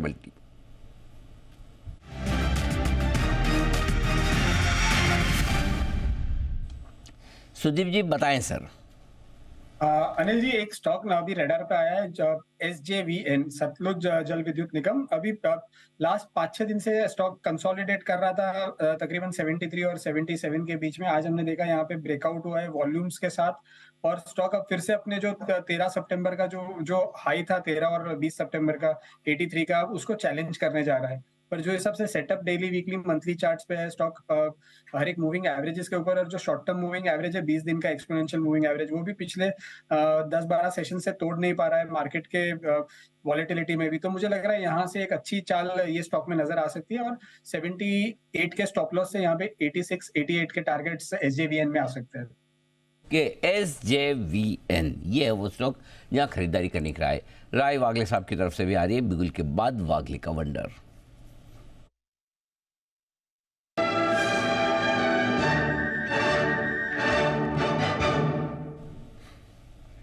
जी वागले साहब बताएं सर। अनिल जी, ये स्टॉक कवर हो चुका है, मैं शायद लेट हूँ, लेकिन इसमें सेफ्टी बहुत ज्यादा है, स्टॉप लॉस अच्छी तरह से मैच हो रहा है। स्टॉक है अशोक लेलैंड, इसको भी TST करे। 177.50 का करंट भाव है, सिर्फ ₹1 नीचे 176.50 का स्टॉप लॉस के नीचे 5-10 पैसे का स्टॉप लॉस रखे। 180 का पहला टारगेट जो आपको कल सुबह मिलेगा तो 1:2.5 1:3 होता है, और 180 निकालने के बाद ये 183 184 तक 1 से 2 दिनों में जा सकता है। अशोक लेलैंड पसंद आ रहा है और क्लोजिंग शो की फेवरेट कॉल बन चुका है। सुमित जी की तरफ से रिकमेंडेशन आई थी, राकेश जी, कुणाल जी को भी पसंद आ रहा था ये, और अब वागले साहब के भी रेडार पर आ चुका है। तो इस पर एक जबरदस्त मूव आ रही है। अशोक लेलैंड लीड भी कर रहा है सर, बाकी ऑटोज को इस समय लीड कर रहा है। सुमित, क्या हो गया इसमें अशोक लेलैंड में? मतलब एकदम शुरुआत में आपने देखा चार्ट पे, क्या ऐसा क्या चार्ट पे गजब दिख रहा है सर? अनिल जी, जैसे कि मैंने कहा था कि ये स्टॉक एक अच्छे खासे करेक्शन के बाद एक छोटा सा अपमूव दिखाया, और पिछले 6 दिनों के हाई आज एक सिंगल डे में ब्रेक हो रहे हैं। तो जनरली ये स्टॉक ऐसी चाल चलता नहीं है, ये कछुए की चाल चलता है, धीरे धीरे। बट आज का जो कैंडल फॉर्म हो रहा है वो 6 दिनों के हाई एक ही दिन में ब्रेक हो रहे हैं। तो कुछ तो ये स्टॉक के अंदर हो सकता है कोई न्यूज आए जिसकी वजह से मोमेंटम पहले बन रहा है। तो ये मूव को देखते हुए सबके पकड़ में ये स्टॉक आ रहा है। ओके, तो मूव बड़ा जबरदस्त दिख रहा है अशोक लेलैंड। ये है स्टॉक जो दमदार एक्शन में आता हुआ दिख रहा है। लेकिन कुछ स्टॉक ऐसे भी है जिनके एक्शन पर ब्रेक लगता है, और वो ब्रेक लगाने का काम करते हैं एक्शन पर आशीष चतुर्वेदी, और उनके पास एक ही तरीका है, स्टॉक को बैन में डाल दिया जाए। आइए देख लेते हैं बैन से बेनिफिट।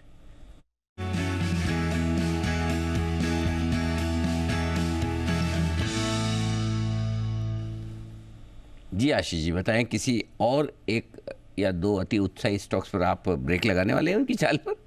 नहीं सर, आज कोई भी स्टॉक ऐसा नहीं जहां पर ब्रेक लग रहा है। Okay, nice. तो कोई भी स्टॉक नहीं जिसमें 95% से ऊपर पोजीशन हो। कम भी अगर आप देखें जिसमें ब्रेक अब हटने वाला है तो डेल्टा कॉप है, लेकिन थोड़ी मुश्किल लग रहा है, 82% है। नहीं, फिर नहीं हो पाएगा। और स्टॉक भी ऐसा ना कि बड़ी जल्दी से बैन में आ जाता है, पोजीशंस लोग छोड़ते नहीं है। तो डेल्टा कॉप यहाँ पर 82% है, सबसे लीस्ट है यहाँ पर पोजीशन, 80% से नीचे नहीं है ये, तो स्टॉक बैन से बाहर नहीं आएगा। तो टोटल इस बार हमारे पास 11 स्टॉक हैं, तो इनमें से सिर्फ एक की उम्मीद है, वो भी स्लाइटली उम्मीद है। स्टॉक एक बार सबके नाम बता देता हूँ, आ गया हूँ तो हल्की सी उम्मीद पे आप आगे लिंक करने के लिए सर अपडेट तो देना पड़ेगा। 11 स्टॉक है बैन में। 11 में तो बनता है, हाँ ठीक बात है।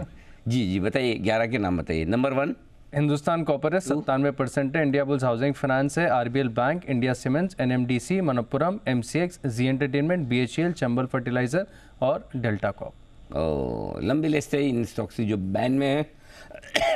जब तब निकलेंगे तब देखा जाएगा। सबसे पहले अब डेल्टा 82%, चंबल 84%। आपके चंबल तो आज सुबह मैंने मजबूत होते हुए देखा भी था, थोड़ा तो लगता है कि मुझे लगा है शायद शॉर्ट कवरिंग का आ तो रही है चंबल। हाँ 2% ऊपर है, 310, not bad, very nice. Okay, चलिए तो यह है आपके लिए आशीष जी की तरफ से बैन लिस्ट में अपडेट, जिसमें कोई बदलाव आज होने की उम्मीद नहीं है। थोड़ा डेल्टा पर नजर रखिएगा, बस उतना ही आपको ध्यान रखना है। ओके, ये है आपके लिए बैन से बेनिफिट, जहां पर कुछ स्टॉक्स में आपको मूव दिखेगा। By the way Hindustan copper भी आज अच्छी मूव दिखा रहा है सुबह से। मेटल स्टॉक्स में एक्शन भी है, हिंडाल अभी तो बैन में है, बैन में, बट देखते हैं, बना हुआ है। मेटल्स की वैसे मूव अच्छी है। फुटवेयर स्टॉक्स पर भी रखिए नजर। थोड़ी देर पहले मेट्रो ब्रांड्स रेडार पर आया था, वहां पर एक अच्छी मूव दिख रही है। अभी बाटा में आपने एक मूव आती हुई देखी है, ये भी इंटरेस्टिंग है। तो मेट्रो ब्रांड्स पहले मूव कर रहा था और उसके बाद बाटा में आपने एक अच्छी मूव आती हुई देखी है। यहाँ पर भी इंटरेस्टिंग एक्शन बन रहा है। इनफैक्ट बाटा 1% ऊपर है इस समय, डेज हाई के आसपास ये भी ट्रेड कर रहा है। नजर रखते हैं एक बार जरा बाटा के चार्ट पर, राय भी ले ली जाए। सुदीप शाह साहब, बाटा कैसा लगता है ये चार्ट सर?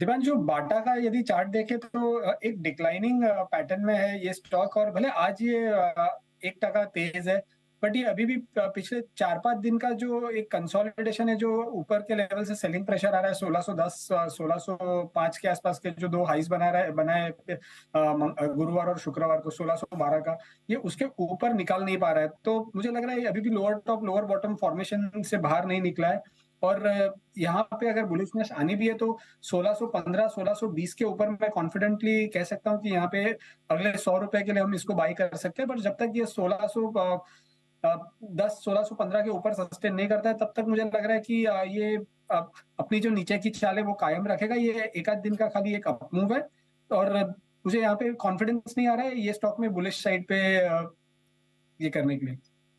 बुलिश व्यू उस समय नहीं बन रहा है, कॉन्फिडेंस नहीं आ रहा है, और 1600 के लेवल्स के आसपास आ गया। देखते हैं इस लेवल को अगर क्रॉस करता है कि नहीं। But footwear as a space ज़्यादा रेडार पर रहा नहीं है, बट आज थोड़े स्टॉक्स बजिंग आपको दिख रहे हैं। आइए, बजिंग एक और काउंटर है जो सुबह स्टॉक ऑफ द डे में रिवायत की गई थी, टीटागढ़ रेल। अच्छी तेजी इसमें बन रही है, जोरदार एक्शन है, क्यों? आइए समझते हैं कुशल के साथ। कुशल बताइए, टीटागढ़। बिल्कुल दीप, आप देखिए यहाँ पर ऑल टाइम हाई बना दिया है कंपनी के स्टॉक ने, 1000 के पार अब जाता हुआ दिख रहा है, और इसकी सबसे बड़ी वजह बन रही है एबीबी इंडिया के साथ जो इन्होंने करार किया है। और ये जो स्ट्रेटेजिक करार है आगे चलकर लॉन्ग टर्म में कंपनी के लिए काफ़ी ज़्यादा फायदेमंद साबित हो सकती है। ये करार के तहत सबसे पहले तो जो डिटेल्स है उसके बता दूं, फिर उसके बाद जो इनहेरेंट मीनिंग है इसमें, ये जो डिटेल्स है उस पर चर्चा करेंगे। भारत में मेट्रो प्रोजेक्ट्स के लिए एबीबी इंडिया के साथ इन्होंने ये स्ट्रेटेजिक पार्टनरशिप की है, जिसके तहत एबीबी से टीटागढ़ जो है प्रोपल्शन सिस्टम्स, ट्रैक्शन कन्वर्टर और अन्य जो ट्रैक्शन मोटर्स समेत टीसीएमएस सॉफ्टवेयर है उसको ये खरीदते हुए नजर आएंगे।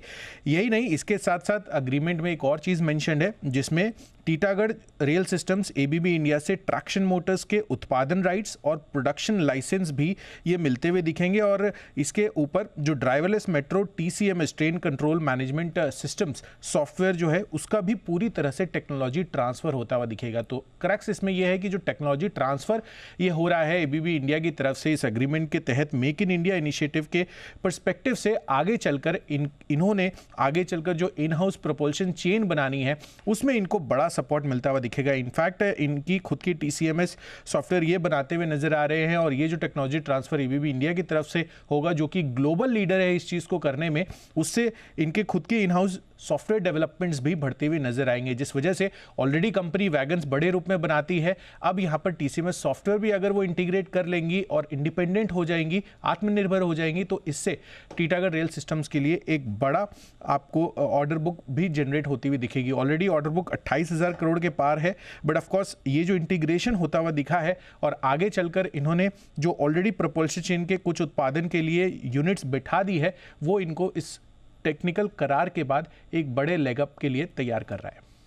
बिल्कुल, तो बड़े मूव के लिए हो रहा है टीटागढ़ तैयार। लाइफ हाई पर है, आज पहली बार 4 डिजिट्स में भी आया है, 1000 के ऊपर इस समय होल्ड कर रहा है, 1046 का इसने आज हाई भी बनाया है। चोपड़ा साहब, रेडार पर है टीटागढ़ या फिर बाकी रेल स्टॉक्स? ये एक सेक्टर है जो पिछले 1-1.5 साल का स्टार बना हुआ है sir.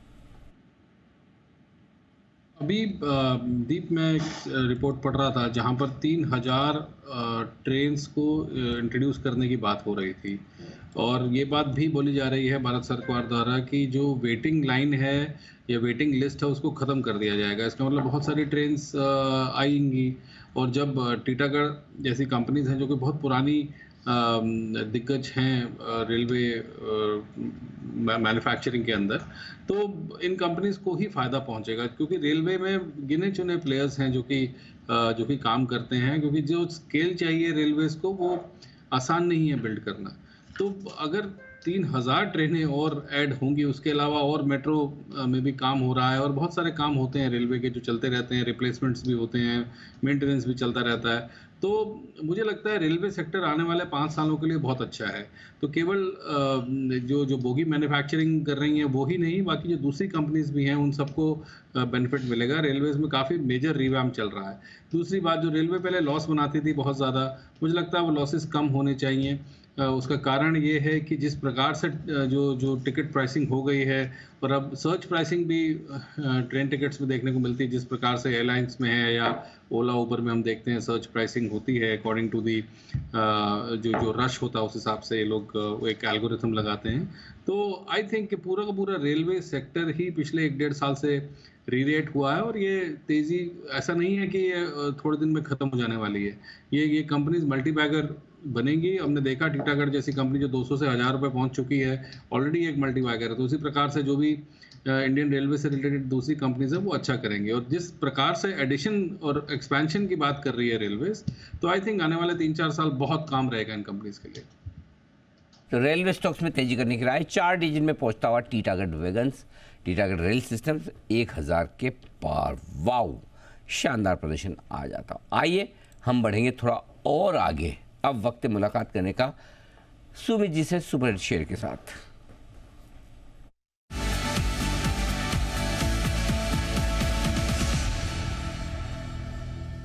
Sir Anil ji, buy का स्टॉक रडार पे आया है। फार्मा सेक्टर के स्टॉक्स के अंदर एक अच्छा मोमेंटम बना हुआ है। जो स्टॉक अभी मेरे रडार पे आया है उसका भी भाव चल रहा है 1200 रुपए 50 पैसे। 1200 एग्जिट भाव है। स्टॉक का नाम है सन फार्मा। सन फार्मा के अंदर ब्रेकआउट है, एक कंटिन्यूअस अपट्रेंड के अंदर में stock lifetime high level break कर रहा है। मेरे को ऐसा लग रहा है कि सन फार्मा यहां से एक बढ़िया मूव ऊपर का दिखा सकता है। जिन्होंने ले रखा है वो लोग होल्ड करें। 1200 के ऊपर क्लोजिंग मिलने पे स्टॉक के अंदर मोमेंटम और बढ़िया बनेगा और आने वाले दिनों में एक अच्छा मूव ऊपर की तरफ का देखने को मिलेगा। अभी फिलहाल अगर शॉर्ट टर्म के टारगेट देखते हैं, 1215 का पहला टारगेट, 1225 का दूसरा टारगेट, ये दोनों शॉर्ट टर्म के टारगेट है। पोजिशन टारगेट में सन फार्मा और ऊपर के लेवल दिखाएगा। स्टॉक का जो नीचे में चार्ट्स के ऊपर सपोर्ट दिखाई दे रहा है 1185 1188 के पास है। तो लेवल 85 के स्टॉप लॉस से सन फार्मा में खरीदारी करके चलने का सलाह रहेगा। 1215 1225 ये इमीडिएट टारगेट होंगे। ओके, तो 1215 1225 ये है आपके लिए सुमित जी की तरफ से सन फार्मा पर राय। फार्मा सुमित जी का फेवरेट सेक्टर है। कल डिवीज उनके रेडार पर था, पिक ऑफ द वीक में रेकमेंड किया था। आज क्लोजिंग में सन फार्मा आ रहा है। बट आइए आखिरी 10 मिनट लेते हैं अनिल जी की आज की फाइनल मार्केट स्ट्रैटेजी भी।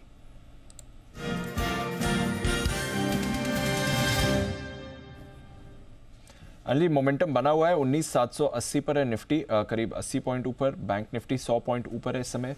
सेंसेक्स भी 250 पॉइंट ऊपर है। अमेरिकी फ्यूचर्स में कुछ ज़्यादा एक्शन आपको इस समय दिख नहीं रहा है। अमेरिकी फ्यूचर्स में की अगर आप बात करें, डाउ फ्यूचर्स इस समय आपको 50 अंक नीचे दिख रहे हैं। नास्डैक फ्यूचर्स में भी आपको नरमी दिख रही है और S&P फ्यूचर्स भी आपको थोड़े नरम दिख रहे हैं। हल्का है। फेड बैठक के मिनट्स आने वाले हैं, वहाँ से थोड़ी उनकी सोच विचार के बारे में पता चलेगा क्या करके जाए। दीप, 18800 से जो हमने तेजी की शुरुआत की थी उसकी हाईएस्ट क्लोजिंग आपको मिल रही है 19765 की आपको मिली थी 2 दिन पहले। उससे ऊपर आप अब क्लोज होने को तैयार हो रहे हैं, तो बढ़िया है, कोई दिक्कत वाली बात है नहीं। और डाउ फ्यूचर्स समझो फ्लैट हैं, कल को खराब हो गए तो नीचे आपको मौका मिल जाए खरीदने का। अच्छे हो गए तो वैसे ऊपर खुलेंगे। तो रुझान तो तेजी की तरफ है ही है। 840 875 2 छोटे टारगेट कल के लिए है ही है। नीचे में 19700 के नीचे 675 700 स्ट्रॉन्ग सपोर्ट है ये। तो उस लिहाज से आप अपनी तेजी की पोजीशन को बरकरार रख सकते हैं। ऐड करना चाहें तो कल कर लीजिए, दिन के दौरान मौका देता ही है और है उसको जरूर रखिए। ये आपके लिए राय निफ्टी पर। बैंक निफ्टी 43700 के आसपास बंद हो रहा है। 2 दिन 43600 के थोड़ा सा नीचे बंद होने के बाद आज 43700 के आसपास थोड़ा सा ऊपर 43600 से बंद होता हुआ दिख रहा है। सो रिस्क कम है लेकिन उतनी मजबूती भी अभी भी नहीं बन रही जो आप बैंक निफ्टी में देखना चाहते हैं। सो आई थिंक जो पोजीशन है उसको 43500 के स्टॉप लॉस के साथ पुट के साथ खरीद सकते हैं। पर पोजीशन है तो रखिए, कोई दिक्कत वाली बात नहीं। ऊपर में 43800 से 44000 के लेवल के लिए आपको अभी भी होल्ड करना चाहिए। तो जो लॉन्ग पोजीशन है उसे आप होल्ड कर सकते हैं, कोई दिक्कत नहीं। लॉन्ग पोजीशन होल्ड बिल्कुल 100%। चलिए बढ़िया है, वोट ऑफ कॉन्फिडेंस आ रहा है। लॉन्ग पोजीशन होल्ड करिए, कोई परेशानी नहीं है इस समय। आइए फिर कुछ फाइनल स्टॉक्स पर नजर डालते हैं। आज सुबह stock of the day Hindalco अच्छे मोमेंटम में आपको ट्रेड कर रहा है। गेंस के साथ आपको आते हुए दिख रहा है। JSW और टाटा स्टील में भी आपको एक अच्छी मूव आती हुई दिख रही है। दोनों पर रखनी है नज़र। लुपिन पर रखिए नज़र। लगातार US FDA की तरफ से लुपिन के लिए ज़्यादातर फेवरेबल खबरें आ रही हैं। एक और दवा की अर्जी को शुरुआती मंजूरी मिल चुकी है, ये आपके लिए खबर आ रही है अभी भी लुपिन में। और स्टॉक भी आपको पॉजिटिव ही दिख रहा है, 2% ऊपर। हिमांशु जी एक बार लुपिन का चार्ट देखें सर। पॉजिटिव मोमेंटम में इस समय US FDA की तरफ से एक और अप्रूवल मिला है सर इन्हें। दीप, चार्ट स्ट्रक्चर भी पॉजिटिव है स्टॉक का। ब्रॉडली 1200-1240 रुपए की रेंज में ये स्टॉक पिछले कुछ हफ्तों से कंसोलिडेशन मोड में है। मुझे लगता है कि 1240 1250 तक शायद इस न्यूज़ फ्लो के चलते जा सकता है, और अगर अब की बार 1250 के ऊपर ये स्टॉक निकलता है तो इसमें एक बड़ा वाला फ्रेश ब्रेकआउट आता हुआ नजर आएगा।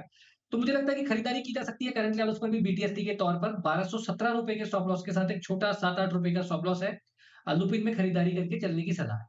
अभी सुमित जी की तरफ से सन फार्मा में खरीदारी की राय आई भी थी, एक्शन में आता हुआ दिख रहा है। एक और बिगुल सुमित जी के लिए सुनते सुपर हिट।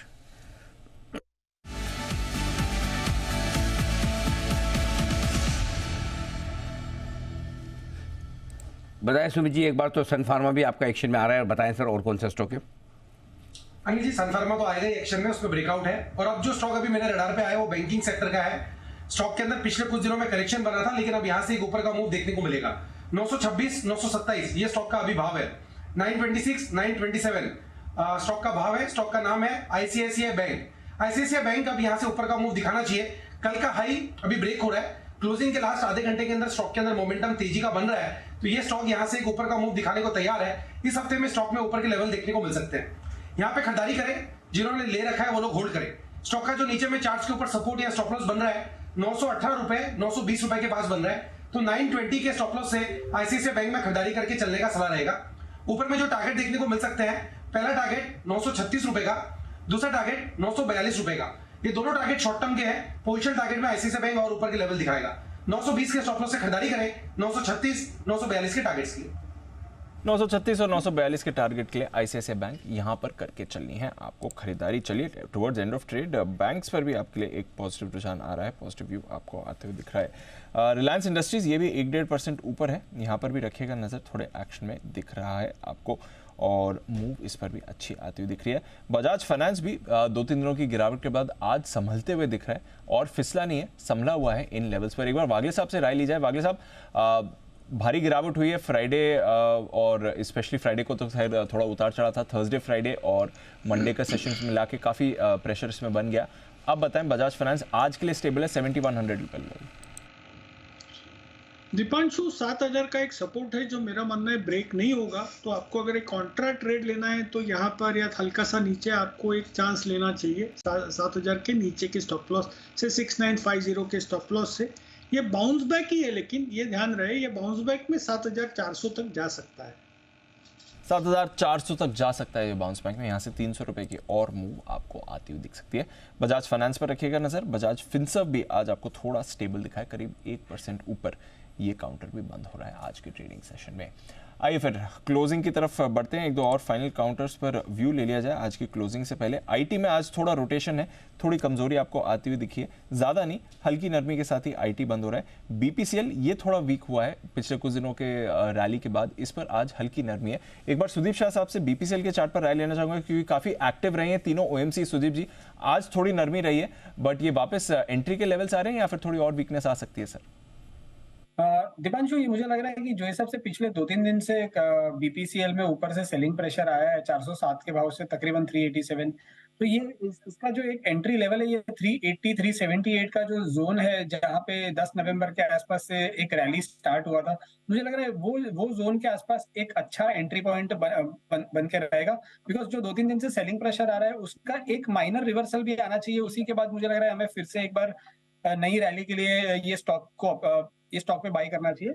तो एक बार 380 382 तक आने देना चाहिए। और पिछले 2-3 दिन में क्रूड में भी हमने देखा है 76 77 डॉलर से 81 के आसपास आ चुका है, तो ये थोड़ा डायरेक्ट कोरिलेशन हो रहा है पिछले 3-4 दिन से। तो 380 382 लेवल्स बहुत अच्छे लेवल्स होंगे री एंट्री के लिए, और वहीं पे 20 दिन का एक्सपोनेंशियल मूविंग एवरेज भी आ जाएगा 377 378 के। ओके, ये है आपके लिए जी, मुझे लग रहा है वेट करते हैं। ओके, इस पर रखेंगे नजर। थोड़े एक्टिव थे, आज थोड़ा नरम होते हुए दिखाए, बट इंश्योरेंस लगातार दूसरे दिन एक्टिव रहे ये stock. SBI life, HDFC life top gainers है आपके लिए। मेटल्स में अच्छी तेजी है, Hindalco, JSW steel, Tata steel में खरीदारी है। सीएलएसए की रिपोर्ट के बाद टाइटन में खरीदारी है। फार्मा एक्टिव था, डिवीज, सन फार्मा और डॉक्टर रेड्डीज में खरीदारी आपको दिखी। Bajaj auto, hero MotoCorp, auto space से ये अच्छी मूव दिखा रहे थे। टाटा मोटर्स में भी खरीदारी रही, और रिलायंस इंडस्ट्रीज का भी बाजार को सहारा था। ब्रेथ भी बाजार की बेहतर ही रही, हालांकि कुछ दिग्गजों में हल्का दबाव था। ITC, HUL, TCS, SBI, L and T यहाँ पर कुछ ज़्यादा एक्शन आपको दिखा नहीं है, बट 35 निफ्टी स्टॉक्स हैं जो पॉजिटिव टेरिटरी में बंद होने जा रहे हैं। वायदा कारोबार की तरफ 4% की मूव ओबरॉय रियल्टी में। थाने में एक नया लग्जरी प्रोजेक्ट इन्होंने लॉन्च किया है। अशोक लेलैंड सबकी पसंद था, क्लोजिंग शो में 3.5% ऊपर बंद हो रहा है। मैक्स फाइनेंशियल में अच्छी खरीदारी रही। औरो फार्मा में आपने पॉजिटिव मोमेंटम देखा है। IEX भी अच्छा दिख रहा था और साथ ही लुपिन इसके लिए अच्छी खबर आई थी जहां पर मूव आपको देनी है। रियल एस्टेट से गोदरेज प्रॉपर्टीज भी एक्टिव हो रहा था। हैवेल्स में खरीदारी रही। चंबल फर्टिलाइजर पर रखिएगा नजर। वोल्टास ये भी आपको अच्छी मूव दिखा गया। वोडाफोन आइडिया और इंडस टावर्स आज थोड़ा फिसले हैं। AU स्मॉल फाइनेंस बैंक पर प्रेशर था। REC PFC पर आज थोड़ा प्रेशर आपको बनते हुए दिखा। साथ ही बालकृष्ण इंडस्ट्रीज में आज थोड़ा दबाव था। SBI कार्ड्स में करीब 1% की कमजोरी रही। Bank of Baroda, BHEL, NMDC, Glenmark यहाँ से भी आपने पार्टिसिपेशन नहीं देखा है। कैश मार्केट की तरफ आइए, यहाँ पर भी भरपूर एक्शन आपको स्टॉक्स में आते हुए दिखाए। डिफेंस स्टॉक्स एक बार फिर से आपके तेजी में दिख रहे थे। BEML रेल और डिफेंस दोनों का मिक्सचर है, अच्छी मूव आई। VIP इंडस्ट्रीज हमारा एक्सक्लूसिव खबर थी, यहाँ पर अच्छा एक्शन है। लेटेंट व्यू एनालिटिक्स आज भी बढ़िया मोमेंटम में है और टीटागढ़ इसने तो कमाल ही कर दिया 10% ऊपर। तो कैश मार्केट का भी भरपूर एक्शन रहा। हालांकि आज mid cap small cap index आपको एकदम फ्लैट बंद होते हुए दिख रहे हैं। थोड़ा रोटेशन वाला बाजार आज फिर से था। अनिल जी बढ़िया है, ये ठीक है मार्केट दीप, जहाँ आज बढ़ने वाले शेयरों की संख्या लेकिन थोड़ी सी बेहतर थी। और कभी जरूरी तो है नहीं कि मिड कैप ही चले। आज लार्ज कैप्स का नंबर था और उन्होंने अच्छी तेजी दिखाई है, तो बढ़िया स्पीड भी अच्छा है, लेवल्स भी बढ़िया है।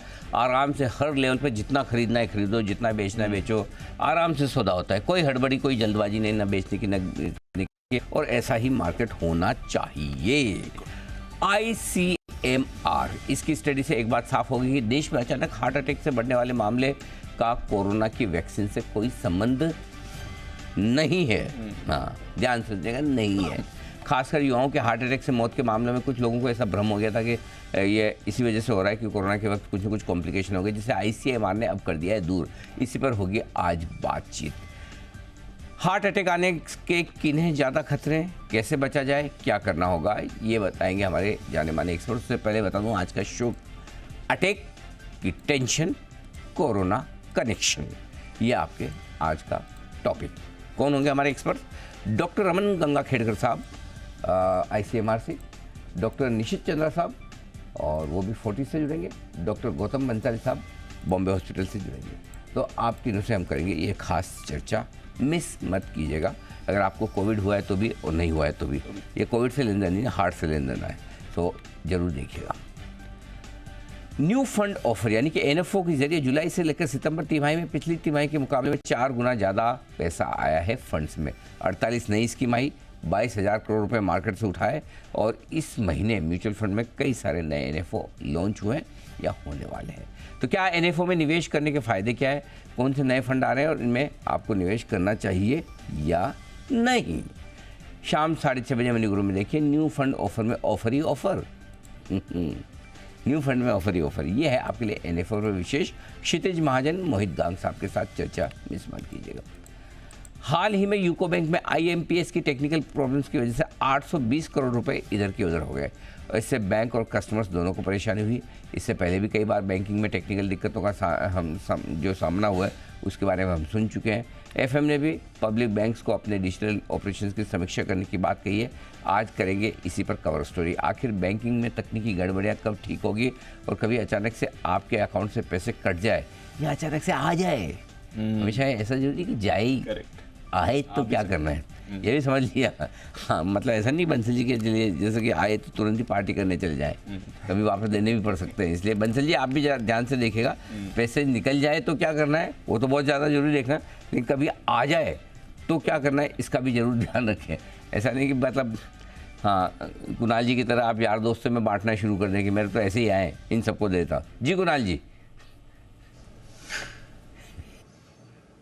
अनिल जी देखिए, अगर पैसा मान लीजिए कभी गलती से आ जाए, और क्योंकि मैं ये एक्सपीरियंस कर चुका हूँ अनिल जी, कुछ समय पहले अचानक से किसी गलती से कुछ पैसे मेरे अकाउंट में आए तो अनिल जी बहुत स्ट्रेस हो जाता है। आप यही सोचते रहते हैं कि पैसे भला आए कहाँ से, उसके बाद आप उसकी पूरी अकाउंट्स निकालते हैं, बाद में अनिल जी एंट्री रिवर्स करनी पड़ती है, पैसे वापस देने पड़ते हैं, तो उसका भी दुख होता है। तो कुल मिलाकर अनिल जी देखिए, पैसा चला जाए तो उसका दुख तो है ही, पैसा अगर कहीं से आ जाए तो अनिल जी ज्यादा तनाव होता है। पता नहीं मुझे क्यों आपकी बात पे बिल्कुल भी जरा भी भरोसा नहीं हो रहा। एक बार आप करिए ना जरा मेरे अकाउंट में, मैं देखता हूँ मुझे इतना स्ट्रेस होता है या नहीं। एक बार लेट मी एक्सपीरियंस जरा आज भेजिए थोड़ा बहुत मतलब ऐसा नहीं 11 रुपये वो सुमित जी की तरह लिफाफा लेवल वाले भेज दे, थोड़ा अच्छे वाले भेजिएगा। जी वागले साहब। अनिल जी मैं भी यही कहना चाह रहा था, मैं भी वॉलंटियर करता हूँ अगर वो भेज रहे हैं तो, लेकिन 6 डिजिट में होने चाहिए। हाँ मतलब 11 रुपये भेजोगे तो पक्का ही स्ट्रेस आएगा। ऐसा कौन है जिसने 11 ही भेजे तो थोड़ा भेजे तो साइजेबल अमाउंट हो, फिर हम देखेंगे कितना स्ट्रेस आता है। स्ट्रेस आया तो वापस कुणाल जी आपको ट्रांसफ़र कर देंगे, नहीं आया तो फिर ठीक है, आपका भी काम हो गया, हमारा भी हो गया। बिल्कुल। बैंकिंग के ग्लिच कब होंगे फिक्स? अच्छा सुदीप जी कुछ कह रहे हैं। जी सुदीप जी। नहीं, मैं यही कहना चाहता था कि वो तब तक भेजा करें जब तक हमें स्ट्रेस नहीं आता है। हाँ अच्छा, अरे एक बार तो आने दो सुदीप जी, आप तो आगे की भी तैयारी करके बैठे बहुत ही बढ़िया, वेरी नाइस। तो हमारी कवर स्टोरी रात 8 बजे की मिस मत करिएगा। बैंकिंग के ग्लिच कब होंगे फिक्स, ये है विशेष शो। विदा लेने का वक्त है। 89 पॉइंट्स ऊपर निफ्टी बंद हुआ है 19,783 पर। इस रिकवरी का हाईएस्ट लेवल है जो हमने 18,800 के आसपास से बाजार में होती हुई देखी है। 1000 पॉइंट की रिकवरी में ये हाईएस्ट पॉइंट। सेंसेक्स 300 अंक ऊपर और 104 अंक ऊपर बंद हुआ है। बैंक निफ्टी 43,700 के बेहद करीब। डाउ फ्यूचर्स और नैस्डैक फ्यूचर्स भी आपके लिए सपाट ट्रेड करते हुए दिख रहे हैं। एक बार जल्दी से हम बता दें जहाँ ताकि आपको याद रहे बाजार बंद होने के वक्त आप कहाँ थे। 63 पॉइंट नीचे डाउ पर, 11 पॉइंट नीचे नैस्डैक पर। विदा लेने का वक्त है। कुणाल जी, राकेश जी, वागले साहब, सुमित जी का बहुत बहुत धन्यवाद। चोपड़ा साहब, सुदीप शाह साहब और हिमांशु गुप्ता साहब का भी दिल से शुक्रिया आज हमारा साथ देने के लिए।